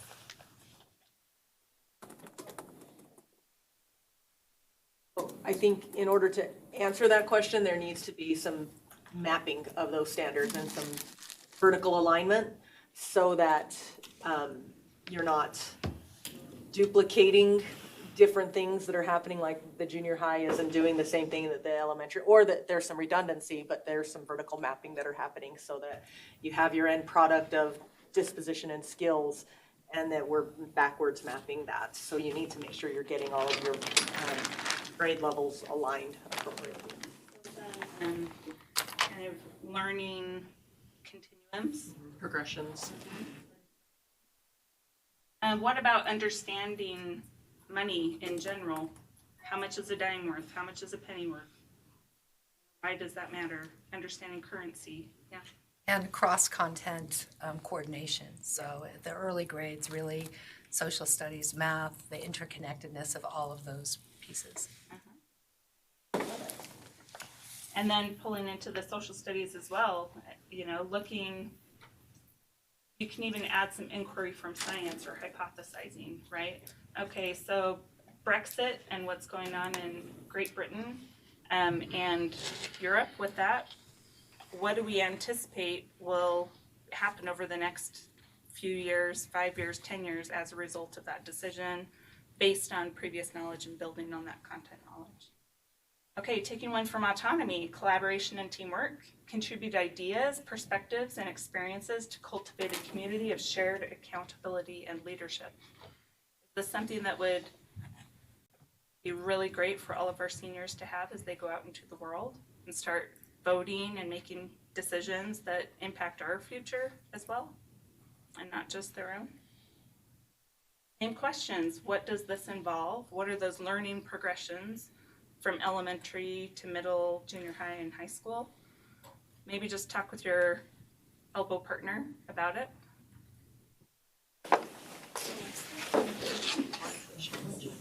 Well, I think the ability to work in groups while they're in school to solve a problem and actually disagree and Learning how to actually with each other collaborate, and right. come up with an idea to accomplish something. I think is a big skill because we don't want to be quiet to accomplish and not have a voice.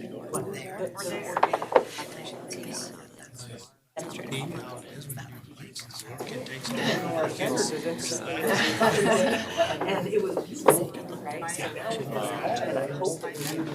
And then all the others in this, there's you're doing 4 C's. Step back and go, okay, you just need to focus. I'll set a standard for you. That's the standards and we already know. Now, this is a whole new body of disposition and skills and mapping it out articulately. Thoroughly. I was gonna say, I know where you're like, yeah. And that's totally tethering teachers from Something like that. I think it looks like in the elementary, teaching those kids that's the hardest thing. obviously things we want. Really a little bit different here, but Not just a 5-year, 8-year, like there's other things. So skills. How I see this. An overnight. All right, come back to me in 5, 4, 3. Do I have to dance, do I? Is there anyone who would like to share what someone else shared with them? I heard some good conversations going on. Anyone like to share out?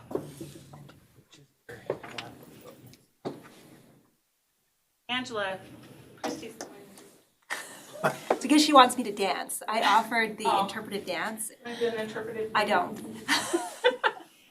We were just kind of talking about I brought up the point of what this could look like at an elementary level and starting with basic collaborative skills. What does that even look like and building those skills so that as they grow up, and then you kind of took it more to the high school level and what that looks like, teaching these kids as they're getting ready to enter the workforce, but kind of building it all the way along.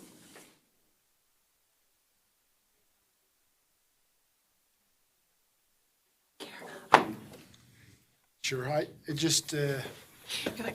all of the 4 C's, all C, I mean, are things we want all of our students to be really, really good at. We know that'll lead to success in their future, so we want to work on that across content areas. Harder, for me at least, to get my mind around how do you really verify where a student is on that continuum? You know, if they contributed once in a group, that mean they've mastered this? Probably not, so, just really being able to identify that level of, I can certify, yes, this kid has reached competency in this skill. That's hard for me to get my head around yet. You want to skip kind of to the strategy of implementation. Those are great internal conversations to be having within your LEA and even, across LEAs in this group, and very appropriate conversations to be having. Okay, and then one from purpose, service. Seek opportunities to help when assistance is needed. That would also tap into having empathy to understand what's around you and how to respond appropriately. And act without expecting compensation or recognition. Pulls in a lot of those essential skills, right, with integrity.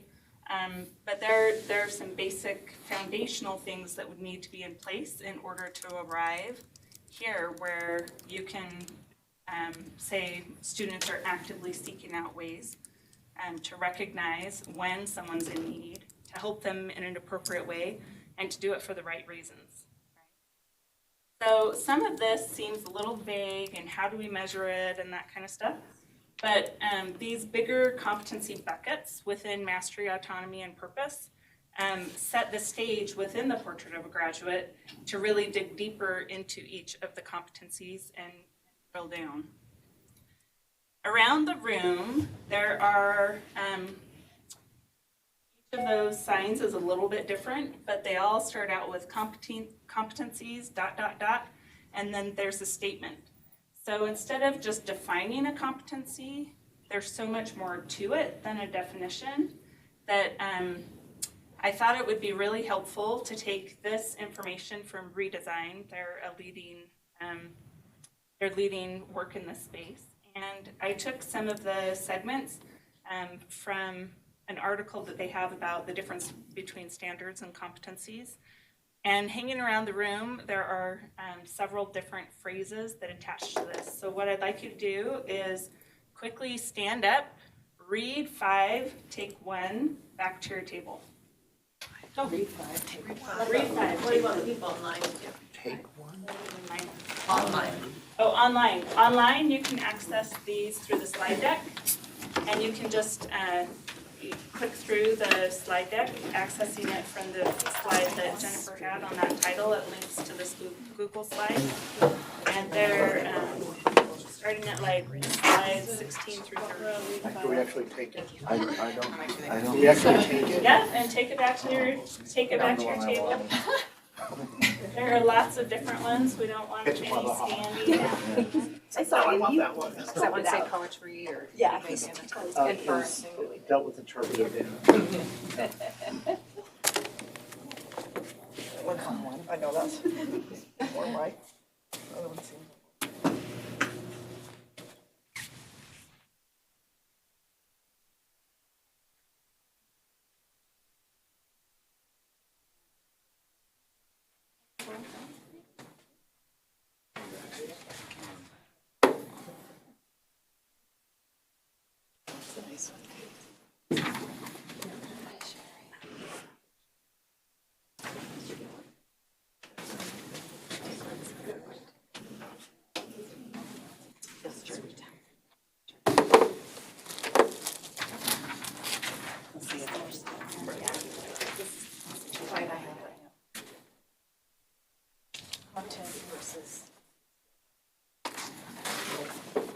And as you're going back to your table groups, if you're sitting by yourself and you don't have an elbow partner or a group to talk to, just join another table temporarily to have a conversation about the ones that you picked. They should all be different. There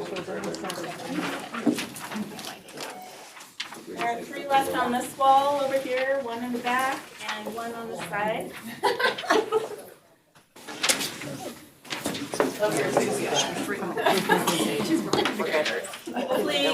you found, I love that. Works. Hopefully you found sitting by yourself, just don't be shy, join a table. They're still like BS,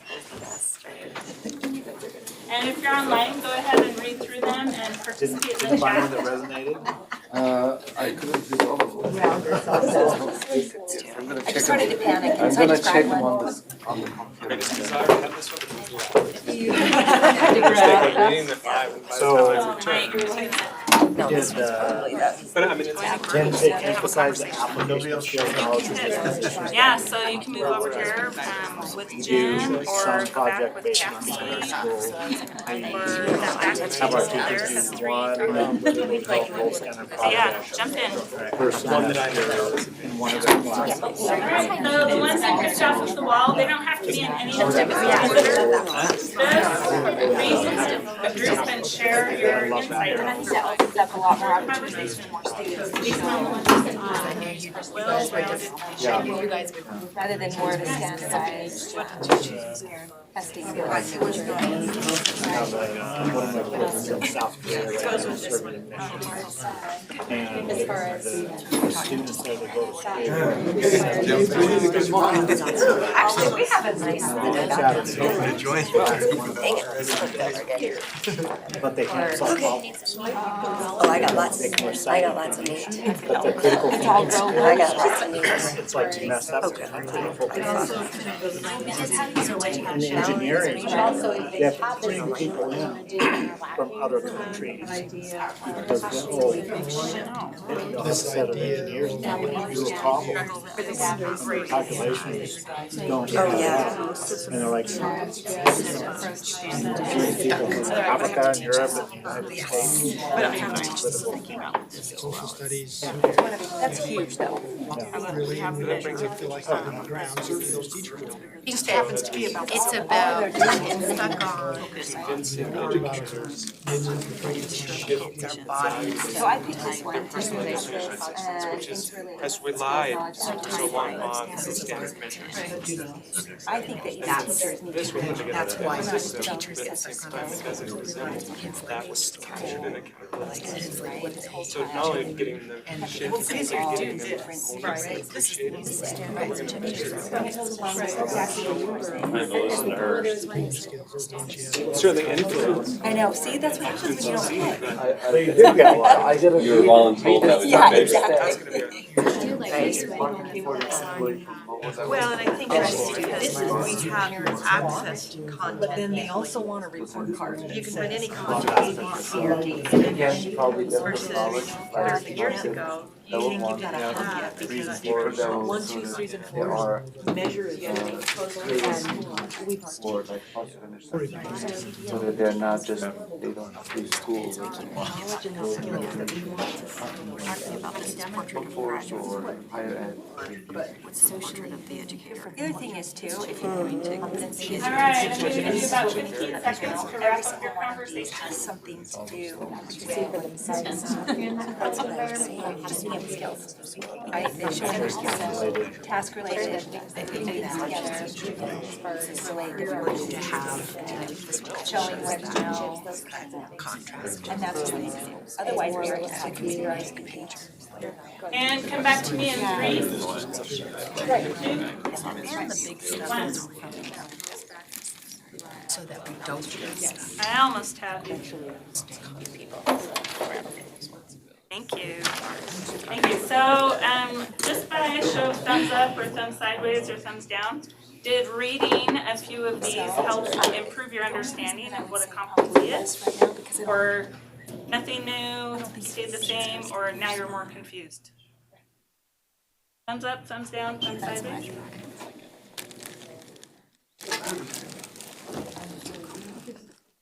All right, so let's talk about a few. We probably have time for like 4 groups. So let's hear from table 2 over here. I think what we were talking about is because we had kind of three quotes that talked about the granular level, at the skill level, then the connection of content and context to competencies and skills, and then the big picture, communities and well-rounded vision for learners. And I think what we came to a consensus about is you have to be able to see that big picture. That's the outcome, that's our goal, but be able to measure the small, granular level steps towards that. Yeah, great conversation. Let's see, one of these groups.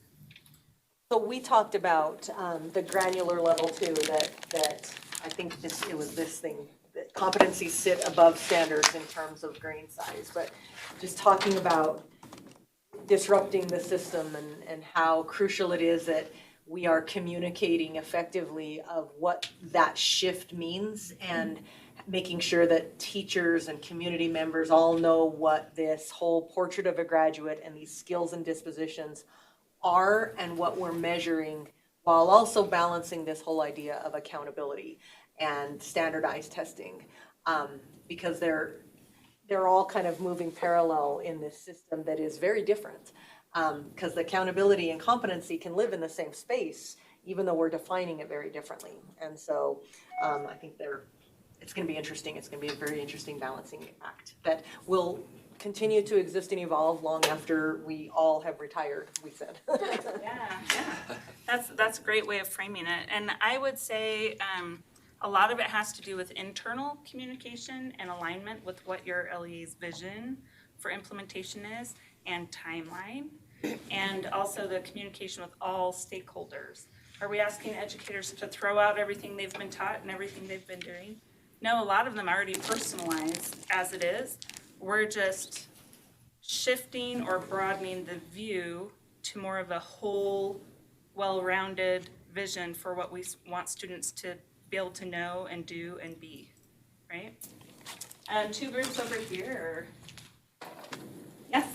Something that we keep kind of going back to is, these are the competencies for a graduate, but there's also the competencies for educators. And to develop those, and if we've seen anything with just the introduction of such things as depth of knowledge, I think that we saw some instrumental knowers that are saying, I get how to test on this level, but I cannot see how you test at a critical thinking level. And so this is asking people to maybe make a big jump from what they're comfortable with, and so incrementally that as well is. And part of that is building capacity of the educators within Right. your LEA and the leadership within your LEA. Because this is going to be, you have to have a shared mindset and a shared culture of it's okay to fail forward in this space as long as you learn as you go, right?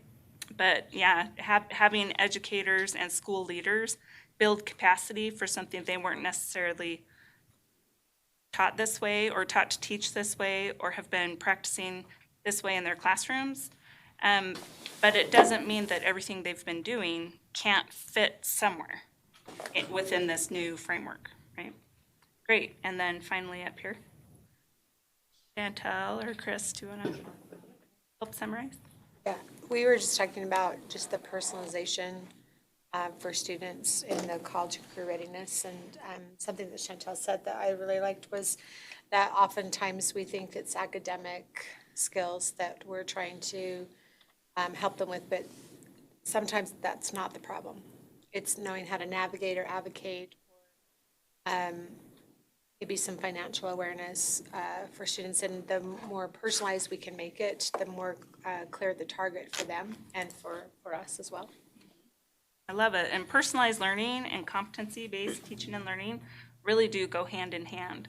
In fact, a lot of states and organizations are using PCBL, personalized competency-based learning, as a way to mesh the promising practices from both into what's truly best and student-centered, what's best for students.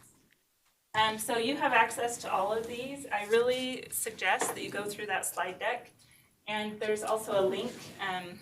There's a link to the article that they were pulled from as well. But essentially, to wrap up, in a competency-based system, equity trumps efficiency. And if you look at a standards-based system, it's all about efficiency, whole group instruction, pacing. All of those things are efficiency for the adults in the system.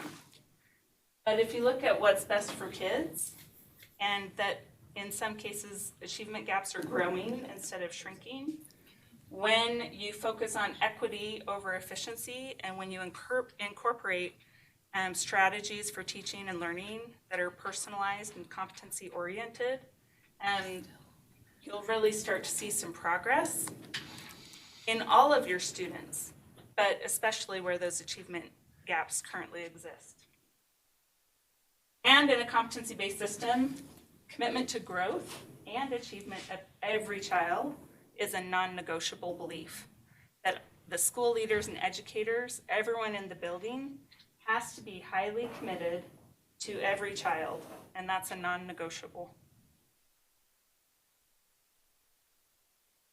And there's an unwavering belief that with the right experiences and supports, again, we have to build capacity within our own LEAs with this. All students can achieve at high levels. We aren't lowering expectations for those students who aren't on grade level.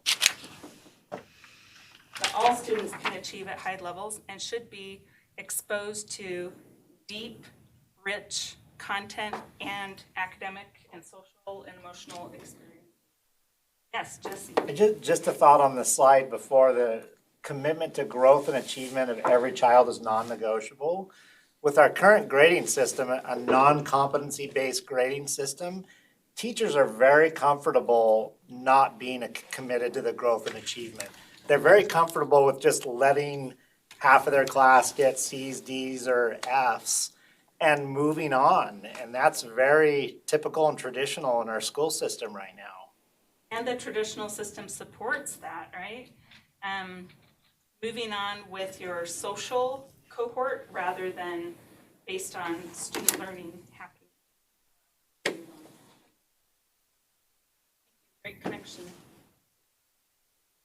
So, okay, we get the gist. When can we see some examples of competencies? So, Jennifer mentioned that Sarah Young will be coming in March, and she's presenting on prototype competencies that fall under those 13 categories. And so today was more of an overview of what is a competency and help you start thinking in terms of what a competency is and isn't. And there were some awesome conversations about competencies crossing curriculum areas like social studies and math and literacy and technology in some cases. And there were also some great comments about the vertical learning progressions and that vertical articulation that has to be in place. So students have this ramp up to achieve these final 13 competencies that are in these large buckets. So in March, we'll dig a little bit deeper and look at prototype competencies within USBE being developed for those 13 big buckets under the Portrait of a Graduate.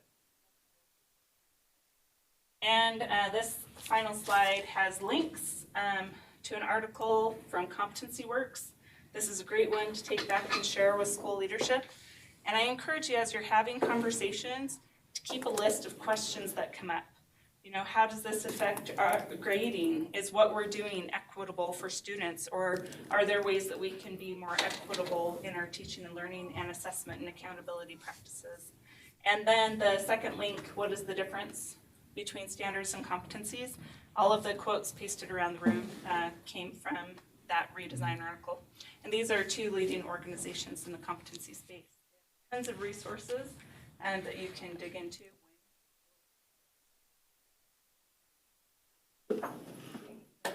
Appreciate it. If you guys need to inquire more, Civic Chris will present today. Ton, Paul, and Nathan Ock are also on this team at our agency. If you have questions on any of those for, you can take those and try and support, or at least know what might be the support you need. The next piece, and we'll, when Sarah comes next month, you'll kind of get an understanding of the timeline and expectations of what we'll be providing. We're partnering with a partner to help us build those competencies and to see what that looks like moving forward. So she'll be able to give you some details on that work. I want to move on to our Standards Implementation Institute, which is our summer professional learning opportunity that's coming summer 2020. We have a flyer that I'll be sending out to you to be able to start kind of spreading the word about the opportunity, but I wanted to go through it first before you just got it in your email. So it's in the file for today. You're welcome. You can already distribute it, whatever that looks like in your LEA. But this is basically our way of providing quality professional learning with a dedicated time during the summer to really do some focused work. We are covering multiple subject areas. This was the first time that's ever been done. We expect some successes and some failures along the way, given that we have not done professional learning to the scale all coordinated together as a team. So you'll see in this kind of green box the areas that we'll be hitting. We've got the fine and performing arts, so you'll have sessions on drama and theater, or which is the same thing, visual arts and pieces. You have English language arts, health, math, PE. We've also have preschool. We'll have some sessions for our preschool teachers, which honestly, this will be probably the first time they've gotten really targeted professional learning. Science, social studies, world languages. Elementary teachers, one of our focuses this year is content integration. We have to bring the contents back to elementary school, and one of the ways to do that is to help our teachers see how to integrate English language arts and the other content areas into things like science and math and social studies, so that we stop isolating the subjects but have the opportunity of how do we embed those together so that we can build knowledge, which is really important. If you want to have access to reading, having background knowledge in the topic really helps you. But if we're not providing those opportunities across the content areas, especially in our elementary setting, we're creating these bigger divides and gaps for our learners. And so we have a 2-day content integration for elementary teachers that kind of has multiple subject areas working together to show what this could look like in elementary. Our goal is not to provide materials and lessons for them to do what we would do, but to model a quality lesson and then have them use their own materials to embed those principles of effective instruction into their work. So they'll be asked to bring things like their own basel or their own resource on a particular topic that they will then use to embed the practices that we're modeling. So things like scaffolding, that's our big pedagogical focus. We will have them look at a lesson that we model and then have them look at their own and think about their students that they had. What were some of the scaffolding techniques that might have given kids better access to the material, knowing that all students are not coming in at the same entry points. And so what are the scaffolding pieces we can put in? Our designers who are designing the content attended Universal Design for Learning training. Our first training was atrocious. We fired the people. If you heard anything, the second training went much better. It was great. But I'm rough and I have high expectations, and when they don't get met, things happen. So our designers really went through a 2-day intensive on Universal Design for Learning to think about what are the scaffolds that we put into place to ensure that all students have access to the material. So those types of practices will be embedded. We won't be calling out Universal Design for Learning explicitly, but we'll be embedding those principles into the summer work. We are targeting kind of a vast net of who might be benefited from this, and so kind of from top to bottom where you think makes sense given the work that your people do, but we will be kind of distributing it to those resources. One of the locations, things that changed, we were hoping to do Cedar City. Both of the high schools there said no, so we went to St. George, so just know down south that did a shift, did happen. Cost, it is $50 per person per day. This is not a free institute. We don't have a bunch of professional learning money, just like you don't, to do this, so we are investing about $700,000 of our local funds at the state level into this, but to be able to really do it to the scale that we're trying, it does take some compensation back. Some of that is to pay for lunch. As you know, we don't buy food, so it's to provide that on-site lunch.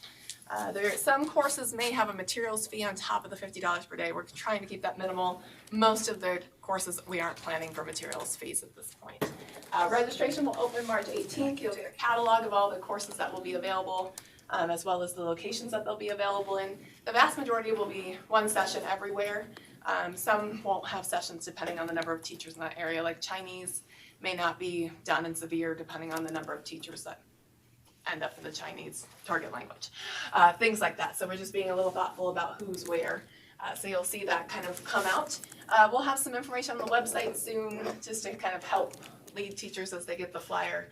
My charge for you would be, 1, disseminate this as you find appropriate, but 2, our staff kind of wants to know what to expect. And so I created a short 3-question survey. The survey is in the Google Drive. You can type in that really awkward line. You can click on it if you're in the PowerPoint, or we can go to the Google Drive, and then the little survey Google form that's in there right here. There are 3 questions that I'm going to ask for you to respond to. If you don't feel comfortable identifying yourself, you're welcome to put unknown, like you don't know the name of your LEA or charter in the first question. I'm okay with that. If you don't want, that's fine. But that way you'll be able to get past the red asterisk of required. But our big thing is, will you encourage, like through the flyer or whatever other dissemination strategies we have, for educators to attend the session, yes or no? And the last one, do you intend to help fund educators? Do you have dollars set aside to help them attend, given it is $50 per day? Most sessions will be 1 or 2 days. We don't have that many, they're actually 4 days. Even English language arts is a 2-day for this and 2 days for content integration, so teachers could go 4. But we also wanted to make sure all the content areas got play. So if you had 4 days of English language arts in an elementary space, that left that you can't go to any other content area. So we are really trying to broker that as an elementary teacher, for example, I might be interested in math and science this year, and this way, because of the way that we're kind of scheduling them, teachers have access to more than one content area. Same if I'm in a small rural area and I teach science, physics, and I also teach English, I have the opportunity to go to both, potentially. And so trying to give that flexibility. And that'll be clear to them when they register on Midas. Yep, so they'll know what day it is so they can see what other days they can play with. We're really trying to give flexibility for teachers, knowing not everyone is dedicated to one space or only has interest in one area. And so those are opportunities. I see 6 people have already responded. I'm talking through this so that you have an opportunity to go in and take the survey while you're here. Because if you're like me, it will slip your mind later, so Okay, just I try have to a give you a question. chance. Do my content specialists know more about what is involved in each of the trainings? For example, science. That's a big push since it's a new core for elementary and high school. Do I need to be thinking that would replace something we would do in the district? Is it going to be robust enough? Are there spaces for a district that has 4,000 teachers to say, we could potentially send teachers to this? No. I mean, if you have the money to pay for all of those teachers, If I did. yes. We can open up more sessions, but at this point, we're figuring we're gonna have to scale, right? Let's build awareness, build some teachers coming, but maybe sending some lead educators from your district to be able to take the resources. So we're gonna build out seed. What are the engineering principles and all of that? And then there'll be specific content classes like physics, chemistry. Some of the things that in your LEAs, you might not ever provide chemistry teachers a really specific training, but it'll be chemistry specific for those teachers. So getting more down to the actual instructional level rather than the broad scape. So science, for example, has a broad course that's just about seed, and then they have very specific 7th grade science, 8th grade science, and so on, that are more content specific. So as we release the catalog, that will be kind of your real, what are the courses and what do they look like and what are they covering, to see who you might want to Did they approach. get that catalog out to SMEC or They SAC will, last so we week? will, it's supposed to be released March 18th when registration opens. We'll kind of release the catalog of a few days before. And you guys will get the catalog in your weekly Wednesday email. So you can kind of look and see who you might want to send more information to. We will send out a general kind of, here's the flyer to our various listservs, and hope you should have seen science if you have the science listserv. That one I think Melissa sent out last night, so yeah, she's on it. But all of the content areas are participating and going to have similar work to be done. So if you'll just take a moment to fill out that survey, it'll help us to know what to expect. We're trying to build on a system we've never had before, so it's one of those awkward moments of we're creating less supply than we think demand, so that there is need to expand rather than go, oh, sorry, facilitator, we don't have a course for you after all. So right now we're planning smaller than maybe we should, but we can adjust if needed. Okay, so that's the Standards Implementation Institute. It runs 7 weeks this summer. It's 4-day weeks. Like I said, though, teachers will attend 1, 2, 3, or 4 days, whatever they kind of select and choose from. In Midas, they will have to pay for the course. We are working on a way to allow districts to register multiple people and pay at once, so that the teachers don't have to get paid that way. That should be released relatively soon, so hopefully in time for you to, maybe you have a group of teachers you want to send and you're going to pay for them directly, you can register them at one time. We are working on some improvements to Midas. So. All right, this is your opportunity to improve your experience moving forward. So given what you liked, what you don't like, those kinds of things, I can take those in and respond to those. But I really wanted to give you the opportunity, now that we've known each other for a while, to really get out of these meetings what you want them to be. And there's kind of mixed reviews in terms of, like, some people like this and some people don't. Like, it's hard, I can't keep all of you happy, and I don't think that's my job.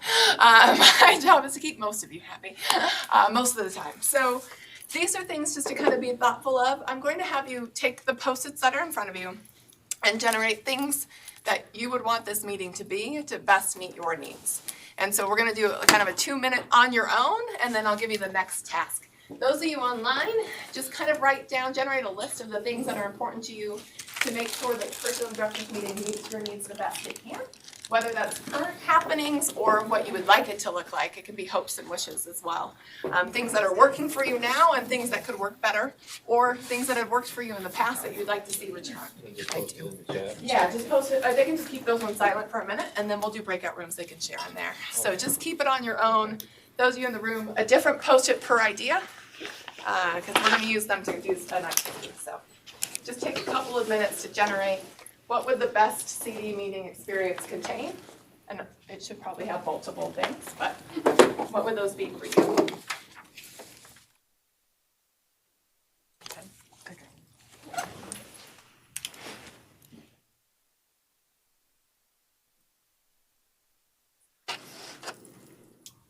I'm leaving this list up just as potential examples, but they might just stir other ideas. Some of you have been doing this for years. Some are new. We have a first timer today that's new to the group. So And if you are relatively new, what has worked for you in the past in a meeting, a content meeting, or a other director meeting that you've been in?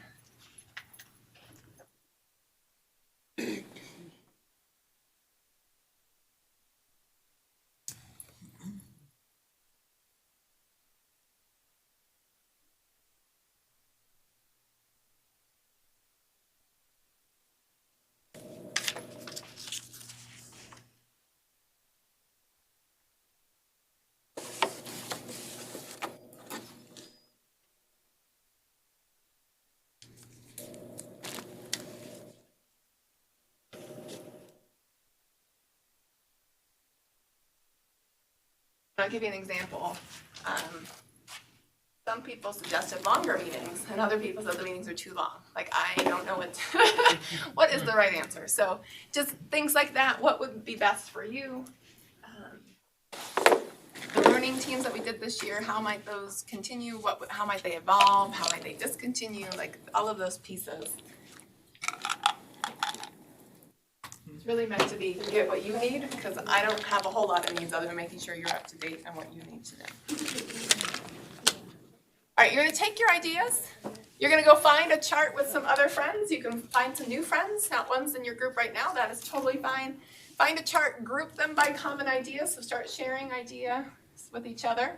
And then group them and kind of write a summary around those Post-it notes. So maybe 3 of us said something related to the length of time and what our suggestion is, and we can kind of write that idea here.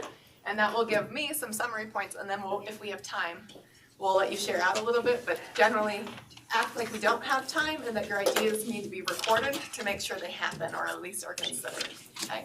Those of you online, I'm gonna put you into breakout rooms here in a second. You can kind of talk with each other in that group, and then if one person will be a note taker and send me an email of what you landed on for your suggestions, that would work perfectly. So we'll group you, and then one person can kind of say, I'll take the notes, and they will make sure that those get to me to make sure your ideas are considered, especially virtually has its own challenges. So go ahead and disperse to a sheet. There are 6 around the room. There's a marker below the sheets. And we'll take a few minutes to really work through what are your ideas to make this work better for you. And what are the things you would like to see continue, changed, whatever that means for your group.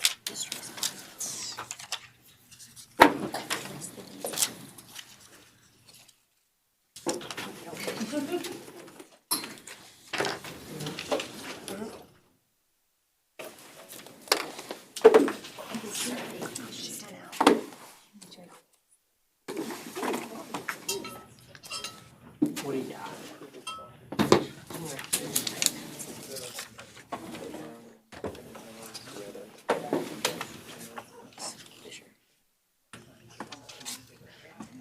Robin likes having it. Like who goes. Yeah.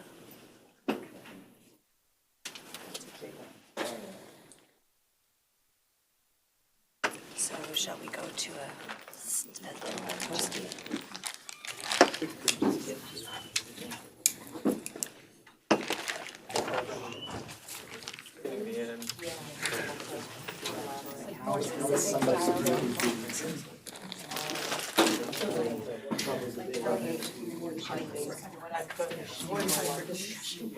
She also likes afternoons where we break up. Join us, Jason. So continue with Pick one person.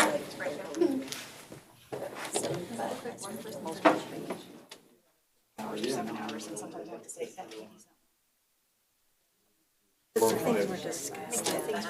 More breakout rooms. Number of breakout rooms. even people that are like that.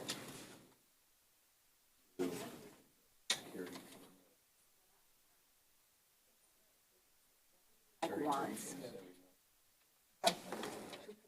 Stuff we need.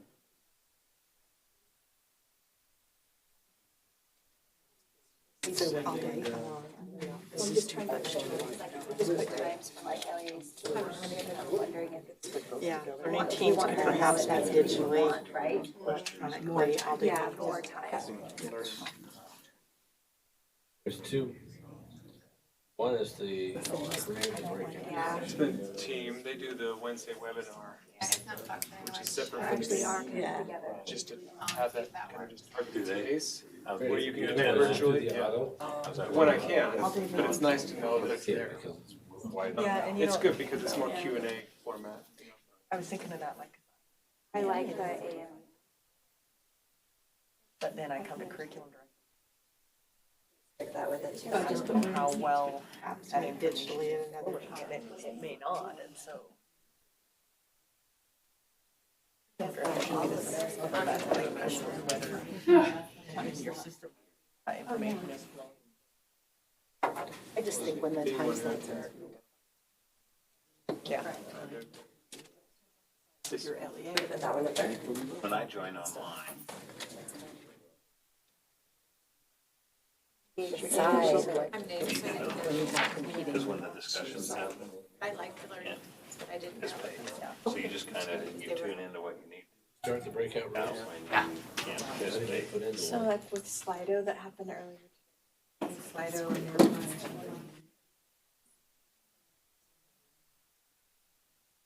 Hard to do these table discussions. Tried to get them initiated online a little bit. It's just, It's challenging. It's I'd rather separate and go. Just give us some information. So the legal pieces. It kicks because I'm a participant. Yeah. Legislative updates. Help us do our jobs. Here we go. And we can do learning. Now we're in a breakout room.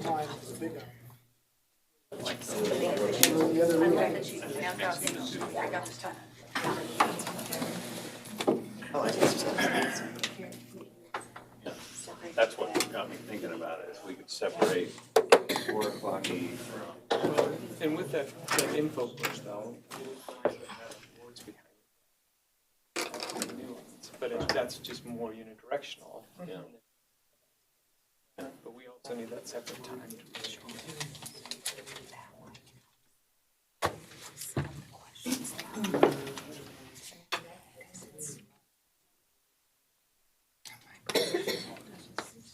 Yeah.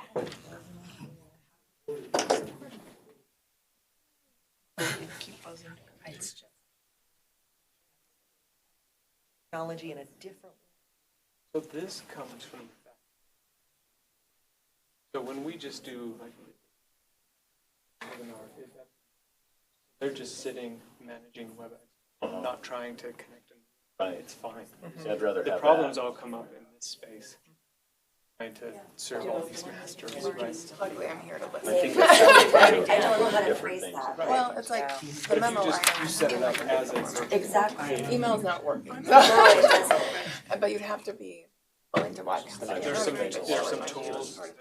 But yeah, a lot of the info stuff and then come with your questions around what was shared. We had More, really. what I got a lot from your feedback was more opportunities to collaborate. And So, but I need to know what that looks like too, because sometimes when it's been provided, like, help me figure out how to do it well. I say, okay, this thing. They're wonderful.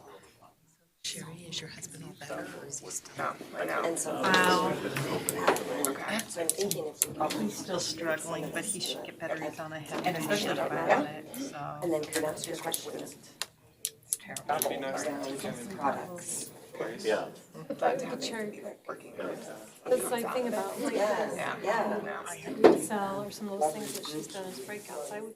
Not so much. You can also choose if there's a better kind of zone. But I might be more likely to have a complete day like this with, I like the breakouts. That is a challenge. Yeah. Well, it allows you to think how others are doing it, but then to refine it for your own The context. hour frustrates me Yeah. because I've got things I need. So if we have the info sessions. Yeah. That would be better for my schedule. Come down. So far behind, but at the same time, It's it's not like, being behind, it's it'd just. be nice to, you know. I had to step out for 45 minutes because we all have jobs. Yes. Where it's like, fire, there's a fire, there's a fire. I'm supposed to look. Well, and if we continue with learning teams, identifying what the topics are before we end this, those will be the goals of what we're going to work towards. hope is that we would share out what happens when workers cross here, but it really happens if you're not in that group. From what I've seen. So, But I just don't want to. keep talking, this is important. I'm Issues with are Workman's they just comp. mirror the conversations we're having about our admins to make sure admin meeting is for them is meaningful. Ours would never. We try to push out the information or we. This teacher, did she put something down on her keyboard? They're like, hey, what if we did? Yes. She set something down on her keyboard. Yeah. That's what I'm glad she said, because it's not even. Sounds good. But it's resources. But it's something we can. Yeah, everyone. Tasty. So then we're like, oh, check out some videos and you can just consume it. We get sent all the time. Ours was categorically never, but then they'd be mad that we never. Give them information. Right, they'd be like, how come we didn't know, why didn't you email? But I have Email doesn't work. So are you saying capture? It's just you want to do right by them. Right. That's good. And we only pushed out, right, to 30 users. But that's about 2,000. Yeah, I know, but still. And are we're actually, are we separated by years of use? Yes, yes, one of the questions is how long have you been? I did ask the question. We can disaggregate that. Talk about the system.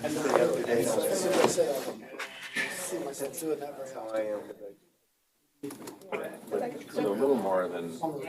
Have to, because we created it. Webinar. For just to archive, so if something comes up in our district. If you're there. Conversation, we can. I'm with you, I mean, reality. Okay, let me have you come back together. Let me get my online group back on. She already knows that if she's ever Yeah. feeling like, oh my gosh, I have to. She'll reach out, she will. Yeah, yes, she will. She will. Bump you out, Rick?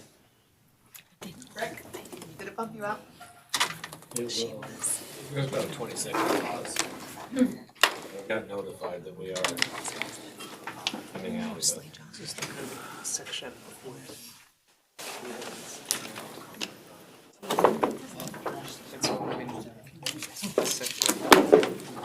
Now I'm back. We're out. that still covers all the. Didn't like that kind of. All right, we are back. Thank you. Online. And the people in the room. So I'm going to summarize a couple key points, and then I want feedback on those. And then we will move on to the coaching endorsement. That's what So part of it is, some of the meeting is information. Some of the meeting needs to be the collaboration. Collaboration, I think, is what we're missing in the main meeting. From the feedback you've given, which I am super appreciative of. I say this all the time, but I can't do my job without you telling me what to do. Like, I love feedback. I do Orange Theory for my workout, and I tell people one of the few times that I like to get bossed around. Like, that is like my experience, because I can just show up, someone's gonna tell me what to do, and I do it, and I love it.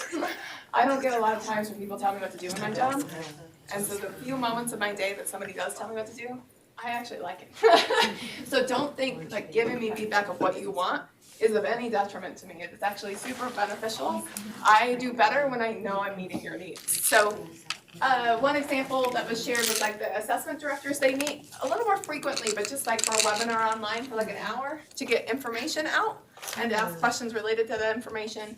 But when we were to come together in these face-to-face settings, more like a work group or things to kind of achieve together and collaborate around might be more purposeful.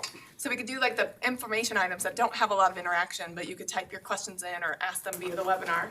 And those would be kind of everybody joins online.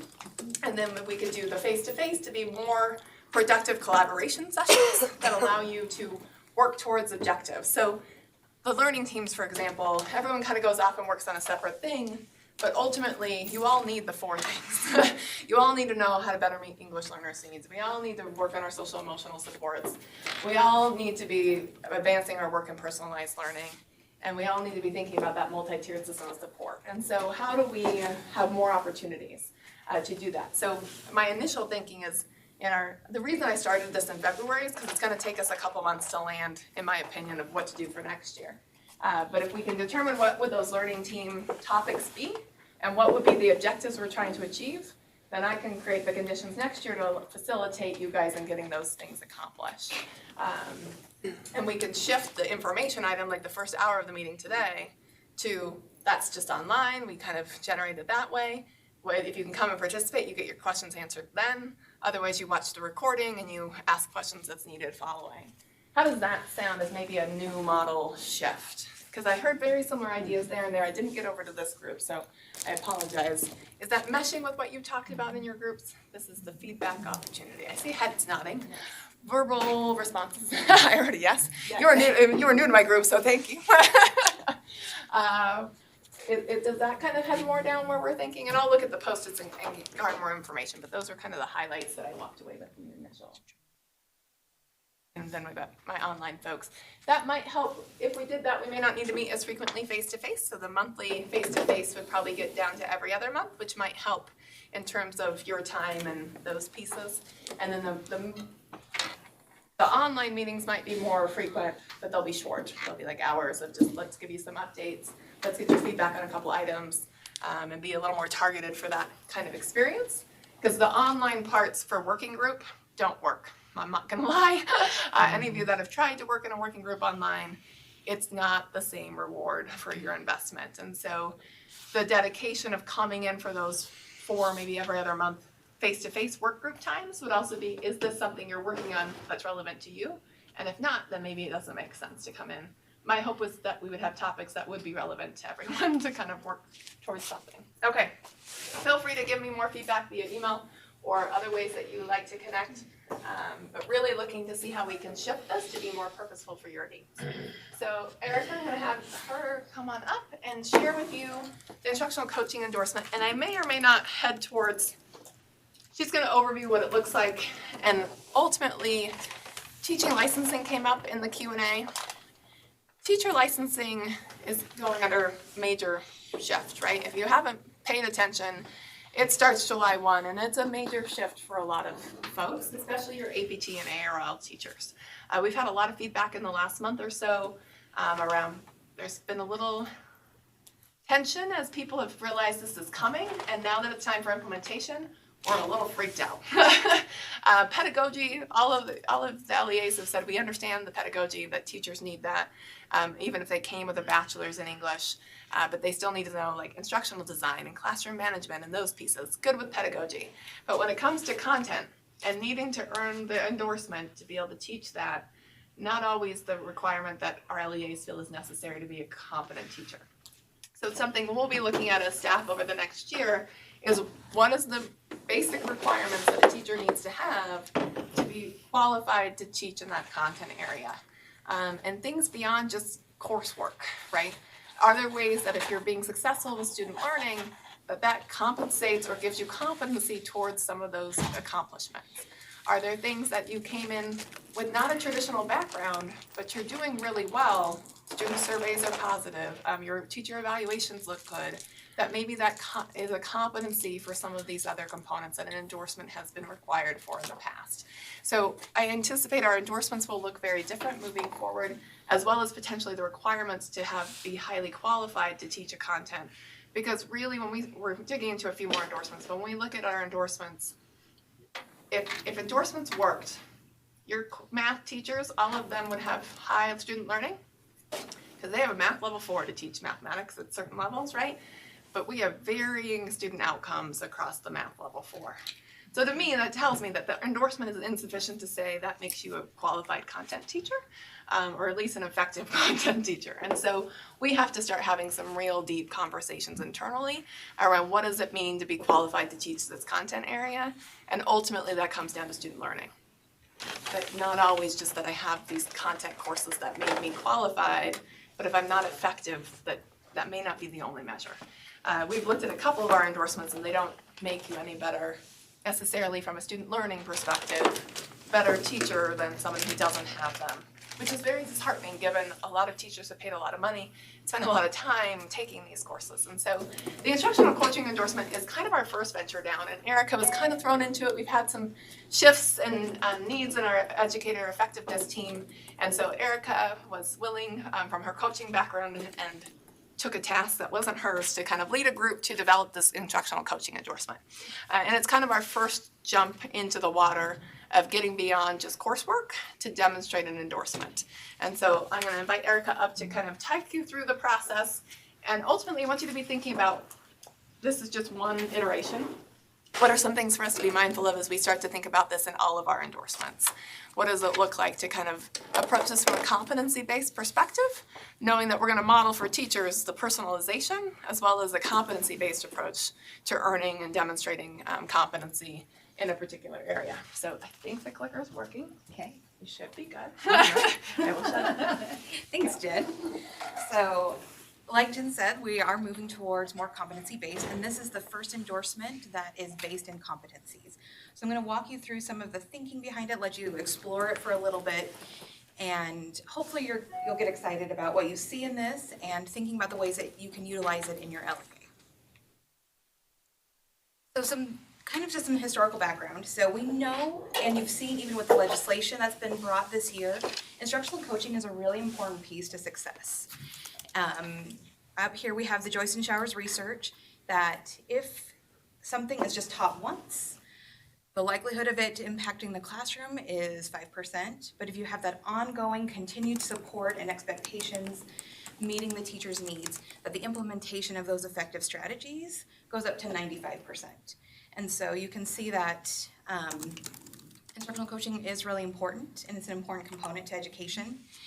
And so based on that, we know that there was a need for this kind of endorsement from the field. There was a pilot group in Granite that worked with the University of Utah, and we took their experiences and as we had the conversations about what this endorsement would look like. Their experience was more traditional, take these courses, what we've seen other endorsements be, and so we knew that we needed to shift a little bit and that this would be kind of our first attempt at making competency-based. The working group, we had teacher leaders, instructional coaches, supervisors of instructional coaches. Some of you were there. Thank you for being there and part of that group. We also received feedback from higher education. It was sent out on the CD listserv, so you could give me feedback, and I appreciated that as we moved forward with this endorsement. So there was opportunities for lots of input. So the endorsement is on our website already. Under the endorsement pages under instructional coach. You do have access to it in the CD folder. So if you want to pull that up as we walk through just kind of what it looks like and how it's a little bit different than other endorsements. I'm going to pause for just a second. Yeah. Similar to like your elementary math endorsement, this is whether you decide that instructional coach needs this endorsement or not. We're providing the opportunity, but in your LEA, you can choose whether it's required to be a coach or not. The opportunity is there for them to demonstrate this competency of I have the skills to be a coach. Whether you make this your route to people moving into coaching or you make it part of their first few years or whatever that looks like is up to you. It's not required for them to be a coach to have this endorsement. I just want to make sure that's really clear. Just because we have an endorsement doesn't mean you have to require them to have that endorsement to be a coach. You might have that in there, but I was like, I better clear. Yep. So, as we're thinking through what someone needed to be an instructional coach, there are prerequisites that are required for an applicant seeking this endorsement.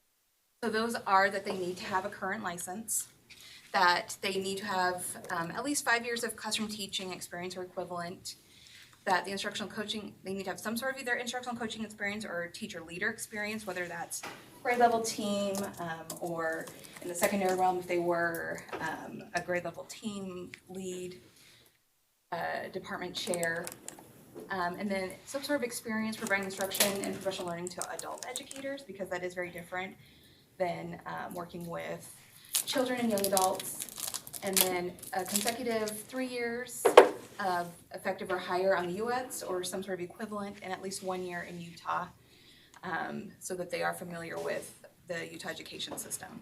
So those are kind of the overall, these are prerequisites that someone needs to have. And the thinking behind that is we want this endorsement to be something that is meaningful, and that in order for, this isn't something you can, your first year as a teacher should be getting, that we want you to have some experiences. We want, we also want to make it so it wasn't meant for someone who was out of the education system just working on keeping their license current, that this is meant for someone who is going to be a teacher leader, instructional, and in that world of instructional coaching. All right. Okay, I'll come stand over here. Thank you. So one of the things with this endorsement is the first 4 pages look pretty similar to a lot of our other coaching endorsements. Sorry, our endorsements. And then there are supplemental pages that provide the evidence that we need at our office. So someone that is an instructional who is applying for this endorsement isn't going to send us all of their evidence. We're not looking for binders of evidence. It's just going to be these pages. So after the first 4 pages, then we start to have these evidence pages. And these are signed by supervisors. So the first page that you come across after the endorsement pages is the verification piece of that they have the prerequisites. So that's going to be filled out by the LEA's HR personnel person that just verifies, yep, they have these experiences. And if they, there's a place there for them to explain if there's that or equivalent, because we did want to give some, we wanted to make it flexible. So if there's someone who needed that or equivalent, for example, I did all of my teaching experience in inner city Phoenix. And so I would have needed to wait 1 year after becoming instructional coach to apply for this, but I don't have 3 years of highly effective with the UATs. I did have that with the system that was used in Arizona. So bringing in some of those kind of flexibility pieces.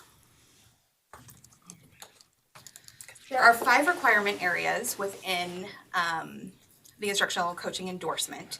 Those areas are foundations of instructional coaching, adult learning, instructional design and assessment, strategies for effective instructional delivery, and effective leadership and collaboration. So within each of those areas, there's different ways to show competency. You'll see in the endorsement in the first 4 pages, each of these listed with the different competencies listed there as well. So I'm going to walk you through how you show that. So with the foundations of instructional coaching, if you've been an instructional coach for at least 3 years, you can demonstrate competency. So the way that they demonstrate that competency is by the applicant gathering the evidence that they've demonstrated it, and then meeting with their supervisor, whether that's principal at a school or at the district level, whoever their supervisor deems to be, and that candidate would prove to their supervisor that they've met those competencies, and then the supervisor fills out the sheet at the back with this Foundations of Instructional Coaching competency area. The other way to do it, if they don't have that 3 years, is they can take a university-approved course. We don't have a current list yet of what those courses are, so right now, if someone wants it, they would send the syllabus for that course to me, and then we would review it to ensure that it's meeting the competencies. That's where that hybrid piece of being strictly competency-based as well as allowing for that knowledge to come. So that's the first one. Second one is the exact same way. So if someone has been instructional coach for at least 3 years, then they can demonstrate that competency. And same thing, they would meet with their supervisor, they would fill out the form in the back associated with adult learning, or they can take an approved 3-credit course. With the third one, instructional design and assessment, they can take, this is a approved 3-credit course, or if they are nationally board certified, all they would need to, and they're up to date with it, all they would have to do is attach their certificate for this specific area. So we're honoring the fact that national board certification already has a rigorous instructional design and assessment component to being nationally board certified. Similar with strategies for effective instruction and delivery is you can, if you're nationally board certified, again, that certificate can count for this specific area. Otherwise, regardless of how many years, in whether you're an instructional coach or not, you would demonstrate competency for this area. Yes. Well, what strategies are you talking about? When you say strategies for effective instructional delivery? Great. Is there a list of those or? Yes, so in the endorsement, it's probably about page 3 of the endorsement. There is a list of the competencies that they have to demonstrate for that area.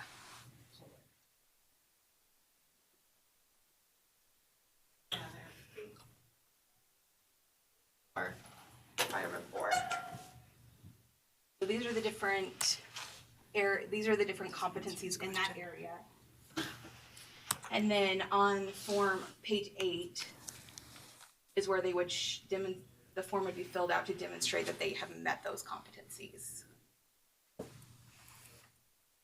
So in this one, it's almost an interview type situation where we've given prompt questions for their supervisor to ask, and the participant would be ready to answer those questions and present the evidence to their supervisor that they've met that.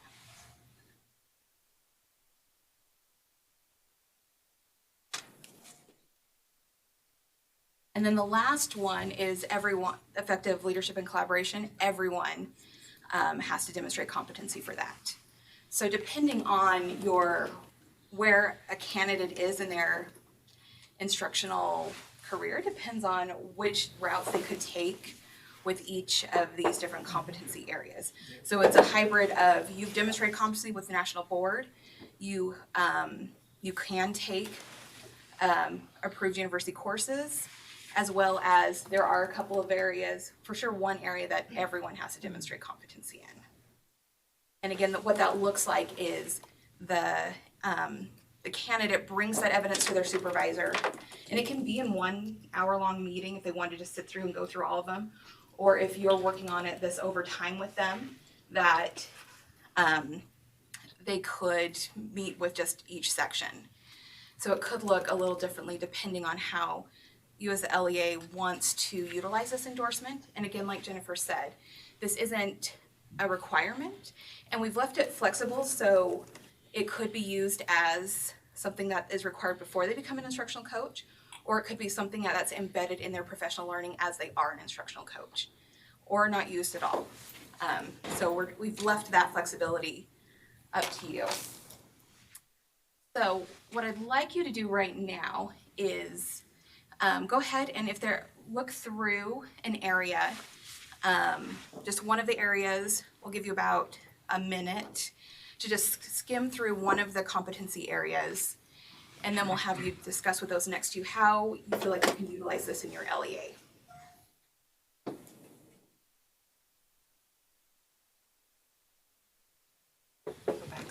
You have to go into the licensing.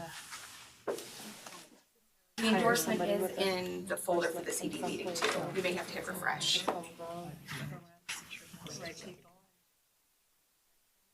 I know you do a lot. I love the option. It seems like.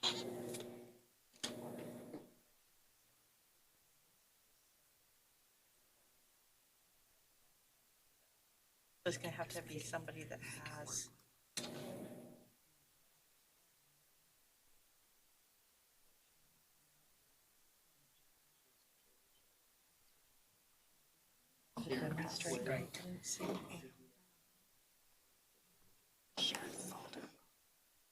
Erica, question. Supervisors that will be signing off and trained on. At this time, we haven't discussed training supervisors. So it really is a tool to be utilized by the LEA. Great, great question.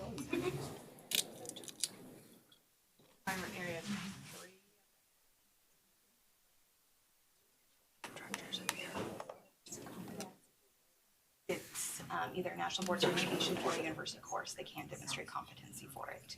So it'll just be a transcript of the course. And I actually like the area of instruction. It seems like those competencies are something in our department in looking at selecting people. I thought you would, if that's the way that we, finding a specialist. All right, if you haven't already started discussing, go ahead and talk to someone next to you about how you would utilize this in your LE. we have, I was trying to figure out.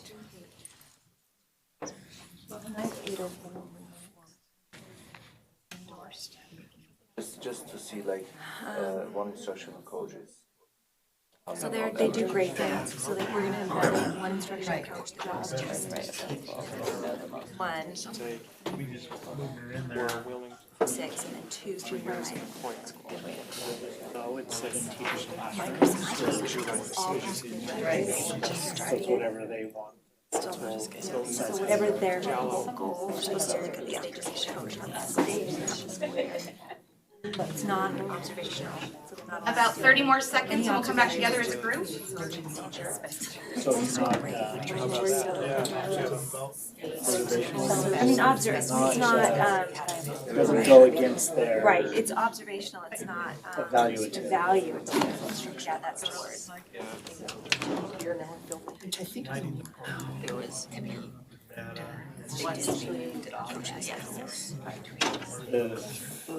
Not the same. Come back with me in 10,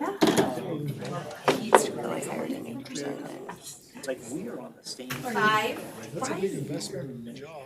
It takes a lot of 4, I agree. 2, It's in education. 1. Thank you. Any questions that I can answer for you right now about the endorsement?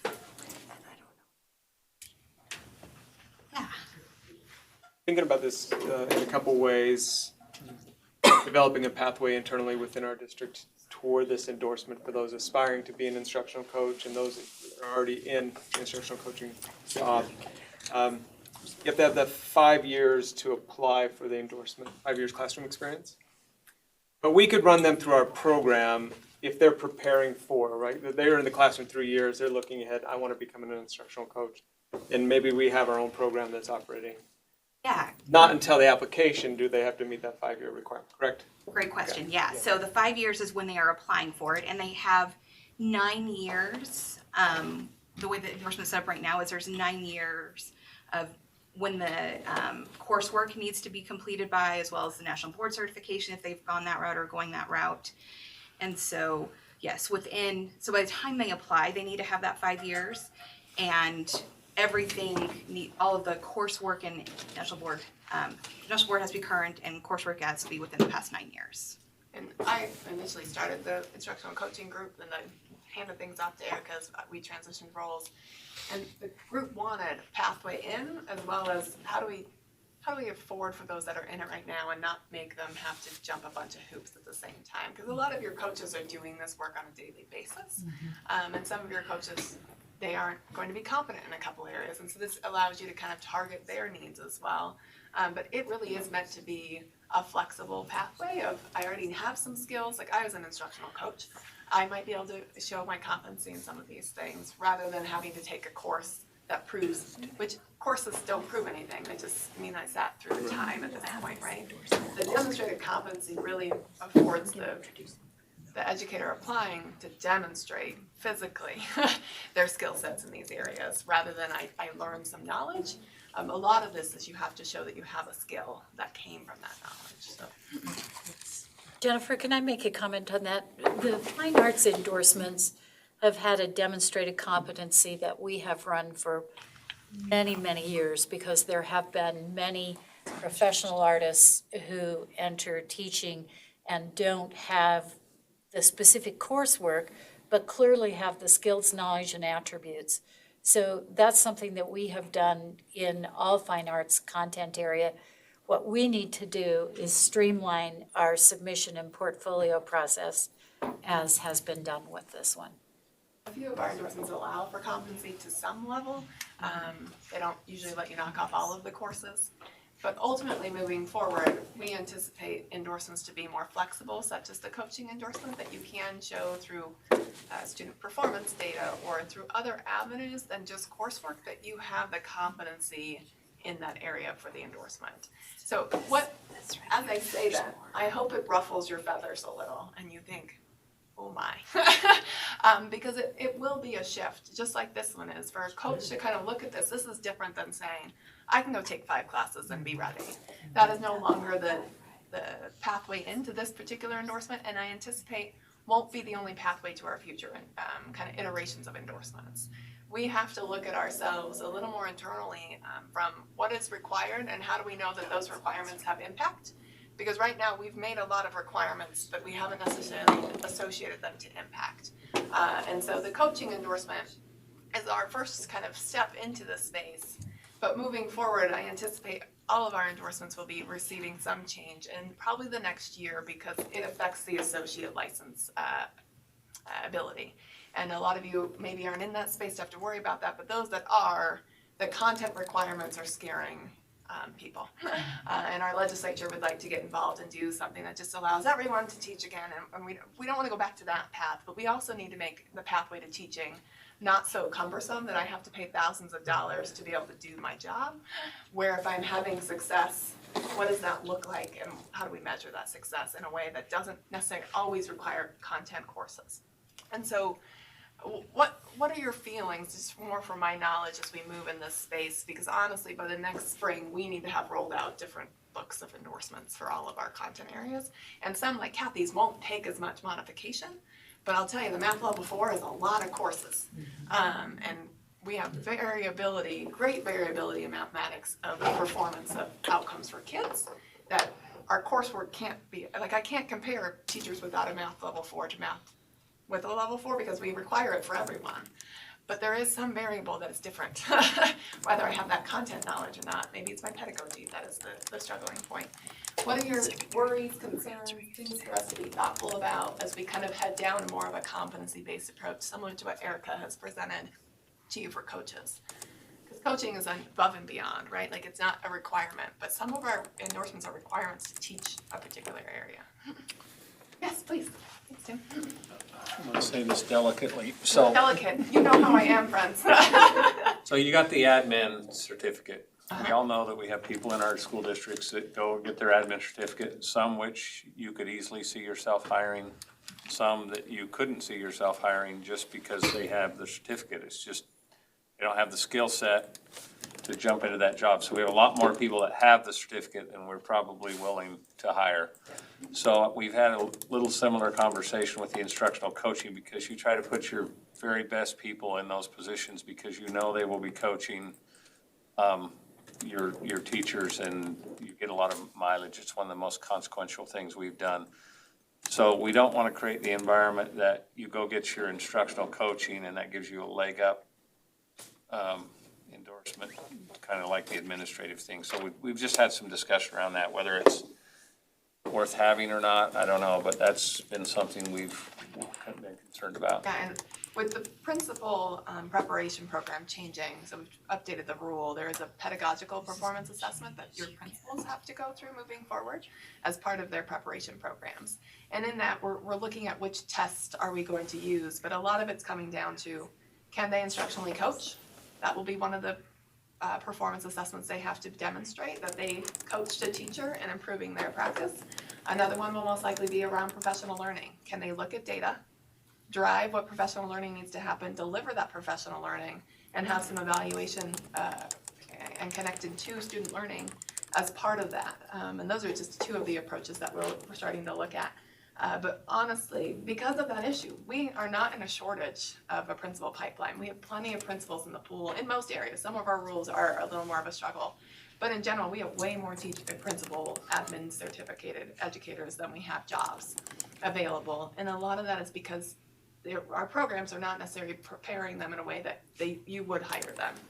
And so as our educational leadership programs kind of refine their work based on what the rule changes are, which it takes away like the time requirements, but it throws into place this pedagogical performance assessment like we have for teacher preparation to say you have to demonstrate competency in these key areas, that being student assessment, professional learning, coaching, because we want instructional leaders. That will shift the principles that you get I was talking with California who did this a few years ago, and they are at the point that they are getting the quality of professionals. The people who actually earn their admin are people you would hire. They're no longer having that pool of, yep, those applicants apply every year, the same 5 to 10 that we don't want keep coming back. Those people probably wouldn't have earned their admin in these new systems. And California's really seeing that as a benefit because you are getting the people you would want out rather than just the qualities of seat time and courses that we've currently been under. So that is happening in this performance for principal space as well as teacher preparation, having the Ed TPA and the PPAC kind of coming into place around you have to show some skills in order to earn your license. So continue on. I think that's a great point, Tim, is just thinking about, especially in some of these higher level roles of coaching, that you want to make sure they're going to have impact. The whole point of having a coach is that all of your teachers improve through that one. Other things?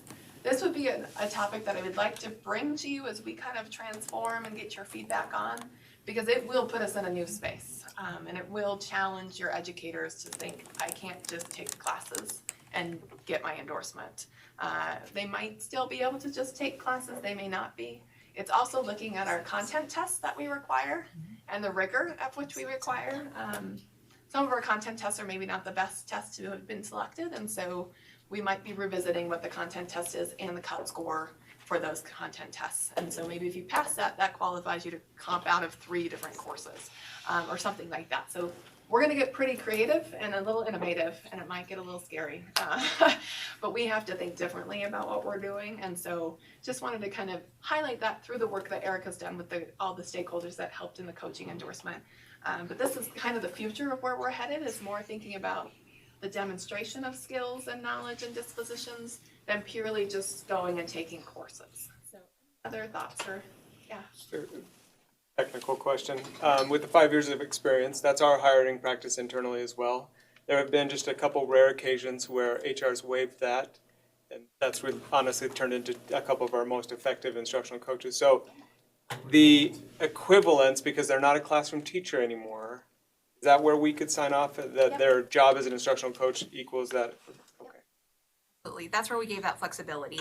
So we, as a working group, they discussed that 5 years was probably a good average. But if you have someone that's amazing 3 years in and you want them to be an instructional coach and you're working them and you just describe that in that verification form.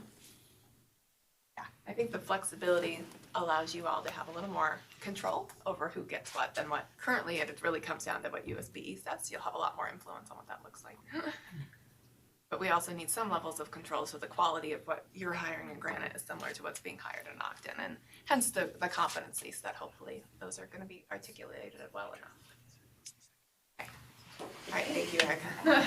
I'm going to skip our last item because I think it'll take more than the time we have, and just bring it to a future meeting around USBE credits. And I'll just kind of front load you for that conversation. It's been brought to my attention that there is some maybe discord out in the field, that the reason that some of you don't accept USB credits for lane change or salary adjustments is the rigor of the courses that we have provided in the past don't necessarily equate to you as you should get paid more for this.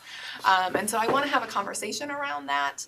If that's true, one, and second, if it is true, what needs to change? How do we shift our expectations to better meet your expectations? Because ultimately, credits have been the way teachers have kind of progressed on the steps and lanes. And if they're taking a credit, they're expecting that they might be able to use that. And some LEAs, you don't use USB credit at all. And maybe that's because that's not your way, or it would allow people to move up too quickly. I just want to understand the landscape as to why we don't and why we do, and what would encourage people to be more likely to accept it. I think as we move in the micro-credentialing space, we're keeping those credits pretty small. It's a half credit or a 0.25, depending on if you're renewing or it's first time earned. Because ultimately you could earn a lot of micro-credentials in a short amount of time, and that would impact your salary adjustments really quickly. And so, plus to do a micro-credential doesn't take the hours that it takes to get a course done, right? And so considering time as a small aspect, it's not a major aspect in micro-credentialing, because it's really about the competency, not the time it takes to demonstrate that competency. So that's kind of where we are. I'm gonna wrap a few minutes early unless there are just any questions you want to throw out for the betterment of the group related to anything in USBE's realm of space. I know licensing was one of our Q&As that I wanted to make sure I hit. We hit the Regan Scholarship. Anything else that's kind of burning and you're like, what about?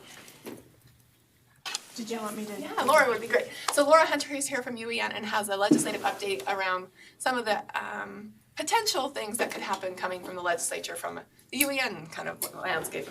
Yes, and it'll be very brief. So we're looking really good with the legislative session this year. Our base budget's been approved.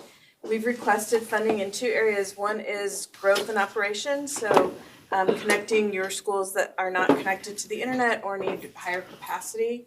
And then the second is around software. So hopefully some of you were aware we've applied for state funding for Nearpod so that there's a statewide license for everyone. Those of you that are licensing that in your districts, if we're funded through the legislature, then that would free up that money to be used for other things. We report to the Retirement and Independent Entities Committee. We're considered an independent entity of state government. And our two requests are number 1 and 2, actually 2 and 3. The first request is a retirement fund for firefighters, so that's number 1. But considering we're 2 and 3, we're really happy with that, and we'll just see what happens through the rest of the session. And it'll compete with education funds, so we can say go. Yeah. I think someone came with a golf initiative that they were trying to tie to education, social emotional learning. Like we're getting weird things on the hill, everyone. Everyone wants a little bank of education pie. So thank you for your time today. Look forward to adjustments to curriculum director's meeting. I want to kind of bring to you a proposal next time to weigh in on, and then we might be able to try out some of that in April even, just to kind of see how it might look differently. We meet at the end of March, which will give you the most up-to-date on legislative changes. And I'll try and be really explicit about the actions you would need to take for particular bills given your role as curriculum director. We have lots of things happening in the licensing space and other spaces that you maybe don't know, so I'll just kind of highlight those at a high level, but things that will really be specific to you, like EASP, the Enhancement for Accelerated Students, AP, concurrent enrollment, all the things that fall more in your space. We'll go through more of what actions you might need to be taking to adjust to those grant applications if we know windows of when those will be open. Things like USTAR, aka now MOST, those types of pieces, so you can start kind of forward planning. We like MOST, just replace USTAR with MOST in your minds. But those will be changes, just like concurrent enrollment. It will come with the obligation that you start thinking about how do we get more underrepresented populations, similar to like Equity Lab 2.0 we ran this fall. If you didn't attend that, looking at your equity and access to early college programming for more students than what we are seeing right now and broadening that. So I'll try and bring it from that perspective so you can think about how that will impact you. And then we'll have more collaborative discussion around what are some of the things that you're thinking about as you start to hear about those things. In our next meeting. So it'll be a combination of info, but also collaboration around implementation of some of those changes. Board rules will need to be amended, and that takes time, but ultimately everything's supposed to flow July 1, so we have a very fast turnaround on legislative action. So be ready to run with us, because we'll be running very quickly in many directions after session. So thank you for your time today. Our next session is March 29th? 21st. Your early learning teams, these are your rooms. All of the presenters are in-house this month, so you'll have whoever your person is. If you're going to a learning team this afternoon, they will start at 1 in the respective rooms. 221 is upstairs, right off the elevator. You'll find it in the main hall. Room 38 is just across the hall. Basement West, folks, you'll be in here with Maria. And then social and emotional learning, you'll be in the room you were in last time, which is room 73, just down the hallway a little bit. And will there be online access for each of those rooms? Yes, just the same that they've been in the past. Other than Melissa's, they'll be joining my room. So English learners, you'll do the Meet Jay Thronson room for the English learner group. If you need to know how to connect, just email me and I'll be happy to send it to you. And there is your March 31st. It truly mostly will be the legislative updates because there'll be so much for you to kind of decompress together. Lots of collaboration around what could this look like and maybe generating things like in MOST. How might we improve teacher retention? What are some strategies you're thinking about? Because that is definitely a place we all need to work towards. And then we'll have Sarah come talk about the future of competencies. Portrait of a graduate are the competencies. What are the layer underneath them, which we have yet to come up with a name for, because the competencies are that high level, but then you have to say, what does that articulate what that looks like at each kind of grade span. And this is meant to be a PK through 20 initiative, so we'll also be working with higher education to kind of think about that in post-secondary experiences. So please be ready to be there. I would suggest in person for this meeting because it's going to be one of those that you're going to need to dig into details, and I personally am not great at details online. I kind of check out really easily when I'm online, and so details will matter. The small points will matter next month, given there'll be a lot of updates. We have sex education amendments, lots of fun that could be coming your way. So I'm like looking around thinking, there's a lot more than what I even covered today. Those are just fiscal requests. There's a lot of other bills out there. Nothing that I'm super alarmed by for you all to be concerned with. But if there's a bill that does come, you're like, tell me more about this one, feel free to reach out. I'm trying to stay up to speed, but bills are still rolling out. So I know I got 2 new ones today that I have to look at that haven't been numbered. So they're still rolling. Be ready. It is a heavy lift coming into March, but it's fun. It's very exciting. Okay, time to go. And if you didn't get your kindergarten pamphlets, please grab those sometime today. It just helps us from having to mail them out to you. Yeah.